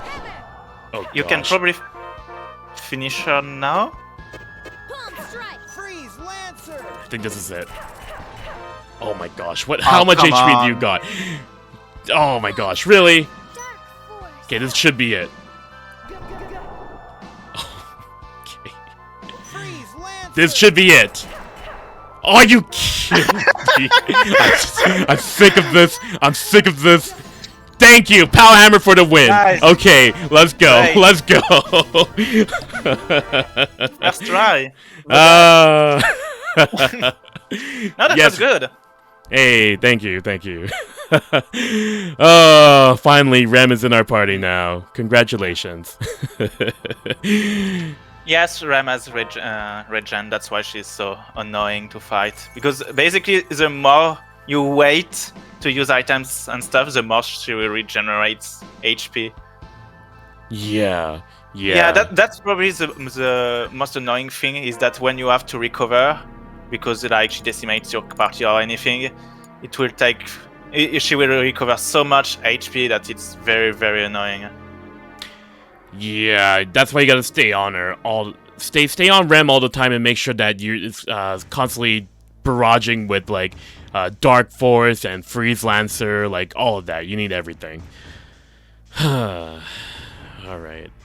That was fun. I see, like, this is the thing I really like about exploring like low EXP runs of like of the Tales games, is to figure out what is the algorithm to get this boss fight done. Because I don't know, like in recent years I haven't been grinding too much. I like playing my games when I'm like a little bit underleveled. The only time when I did have to grind, okay, there were two scenarios. My Vesperia playthrough last year, I grinded a bit for God to Sow. Thankfully, I didn't have to grind. I can understand that. Yeah. Thankfully, I didn't grind this year. And number two, I was really underleveled when I fought the Act 2 boss of that game. The one at Zalde. Yeah. And honestly, I had to lower it down to normal. I didn't have any grade carryovers or anything. I did a raw hard, and I was like, oh, this is too much. It's way too much for me. I can't... The damage I was doing did not compensate for the amount of HP that was being recovered. Thanks to Guardian Frost. And so on and so forth. Anyway, we got a big moment right over here.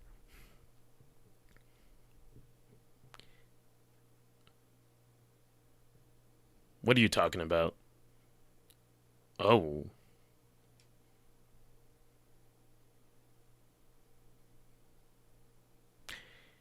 I think the break period that's going to come up next will have the translation for that. So, if you want to know what Meredy is saying there, you'll kind of get an idea once we get to that break period. And I think that's the last literal Melnick segment of the entire marathon. So, for those of you who've been looking forward to it, this will be the last one that'll be translated.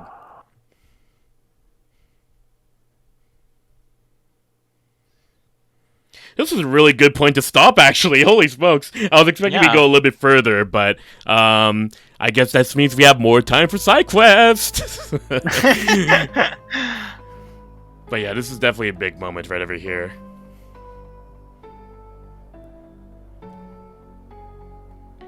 Yeah, so it turns out Meredy has, like, the Dark Aurora to her. And, yeah, because Chazelle studied the Aurora art. She used her daughter to sort of study it a bit. And it's a little bit... I don't know what's going on here. Like, I mean, we don't know yet, but this was like a point where it's like, what is... Chazelle's like a terrible person at this point in the game, but we're gonna see what happens as the story unravels itself here at this point. Yeah. And I think we can already now spoil it for Hades. What happened when you defeat him is that you see the same dark, like, mist coming out of him. And you discover, I think it's in the skit normally, that Chazelle also experienced on him. And that's why he undertook that transformation. That's basically one of the experimentation that went wrong. That makes a lot of sense. Holy smokes. And I think it's also because he accepted Reid in his heart, and basically it was basically mutating him. Mm-hmm.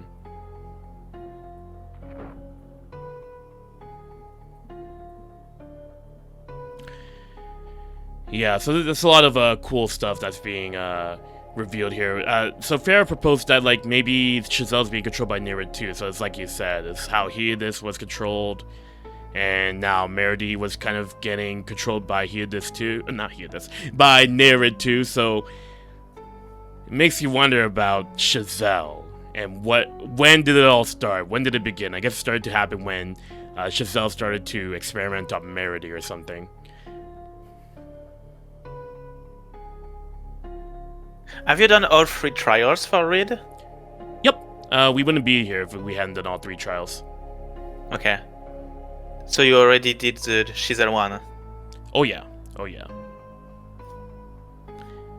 I mean, we saw like how Chazelle was in the past. Like I understand that Chazelle was definitely much more kinder because we had to protect her after all. But yeah, there's definitely the point where it's like probably after that moment when Reid took over, like at the end there with the whole Persona moment. Yeah, I made the stupid reference at the end. Basically, yeah, that was when things started to change for Chazelle. Also, this guy has the best advice ever. You never have enough apple gel. I agree. Let's buy those apple gels. But yeah, like, there's a lot of intrigue with regards to what we just saw earlier with Meredy and how it related to Chazelle during that 3rd trial. So, what do I have next here that we're gonna do? About the Chazelle trial, I don't know if anyone mentioned it back then, but there are some interesting tidbits is that you know that Chazelle has like 4 arts unlocked to her, and if you actually use the debug feature of this game, you can discover that she has an art list and she has actually more spells. Oh, really? Okay. Yeah. For instance, she has indignation. During that part? Yeah. Sorry, that just caught me off guard. Indignation at that point, but what else was there? Indignation. I don't remember which other spell. I would have to check. That's the one I remembered, and they all work perfectly, and they are all voiced. So I don't really know why they actually disabled the menu, since you could have used other arts for that trial. Yeah. I'm gonna see if I can make it to the next part here before we end off on break. This is a really good point for a break. I was actually thinking we were gonna go to the next dungeon first thing, but we won't be doing that in this part, which I'm honestly all the more thankful for, because that means we can spread this game out even more. But let's see here. Is there anything closing that you want to mention, Mook, before we start to wrap things up with this session? Like any plugs, things like that? Like, I know your YouTube channel has been showing on occasion, but the floor is yours. Okay, I don't like to do that usually. Well, if you are an Eternia lover, I just released the guide on vitality and casting time yesterday, so you can check that if you want to learn more about the mechanics. Yeah, I don't want to say much more of that, you know. If people are interested in challenge runs and stuff like that, they can discover my channel on their own. Okay, I'll help out with that. Like, you also have Tales of Graces F runs, you also have Tales of Rebirth runs, you also have Tales of Fantasia Narikiri Dungeon X runs. There's a lot of cool runs you can see on Muctales' channel over here. I definitely recommend checking them out. Not just for the gameplay, but he also puts a lot of work into production values as well. So that's always been something that I appreciate whenever like I see your videos. So if you're into like high-level play, like in those kind of realms for those games, I would definitely recommend checking his channel. You can see on screen there, youtube.com, Muctales, and as well, Twitter as well, to see the nice little clips that occur on occasion. Yeah, I can just add that my current 2 projects for those who are interested in those runs are Tales of Fantasia and GBA, and Tales of the Abyss. So if you want to check solo runs for those 2 games, you can check on my channel. Right, you're playing as Tyr. I didn't get a chance to watch those videos, but I did see the teaser. I haven't got a chance to look into it because marathon and all that, but one day I'll definitely watch into it because it looks like you're having fun with it. Yeah, that's actually a run that I started back in 2016, but I never had the tools to record it because my PS2 died back then, and my computer wasn't powerful enough to basically run the emulator.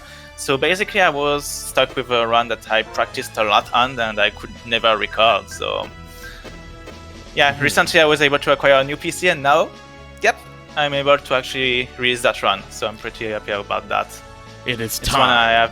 It is time, and it's one of those runs where I actually had a real definite version for all the fights, and I don't feel like I need to remake anything like in my past runs. I see. So after the Tyr run, are we gonna see Mint GBA? There are 2 other runs that are teased. Unfortunately, the 4th one is already finished, but okay. I don't want to release it until I announce the 3rd one, for specific reasons that I can't spoil yet. And the problem is that right now I'm a bit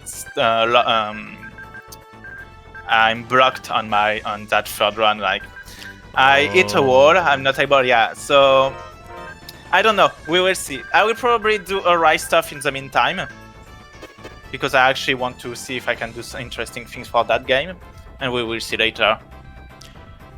Yeah, I heard they did a lot of cool things with like the Rimwell specifically. What did you think about the characters for Rise when you played as them in the demo? I didn't play the demo, unfortunately. Okay. I don't have I don't have any PS4, PS5. I will get it on PC and Steam. So, but I had a lot of friends who actually played it, and we shared a lot of things about it. For the characters, I like the different movesets I've seen. Rinwell sounds like a very, very fun caster. That's something I really appreciate. There are a lot of very specific mechanics to her. Yeah. And that's usually how I like them. I don't think she has a heal. That's my only issue. I see. Yeah, that's understandable. That's mostly for the troll part. I like Shion as well. She has very, very interesting arts. So yeah, I'm definitely looking for playing most of those characters. I really like what I saw. I won't go too much into details about what I think of the boss fights, but yeah, I'm very curious about her Rise. So definitely going to play it on day 1 once I get it. Okay. I wish it for myself. I'm kind of like my hands are tied a bit too, because I'm not planning on playing a Rise when it comes out. Like I have things to attend to, but I'll definitely get to it eventually at some point. Maybe by the end of this year, we'll see. But yeah, I know a lot of people are definitely looking forward to it for varying reasons. So I'm really curious to see what is going to be the response after Arise drops. That's all I'm going to say about that. That definitely defines my opinion on Arise the best. It's not hype, it's mostly curiosity. I'm really curious to see how it plays and what's going next after that.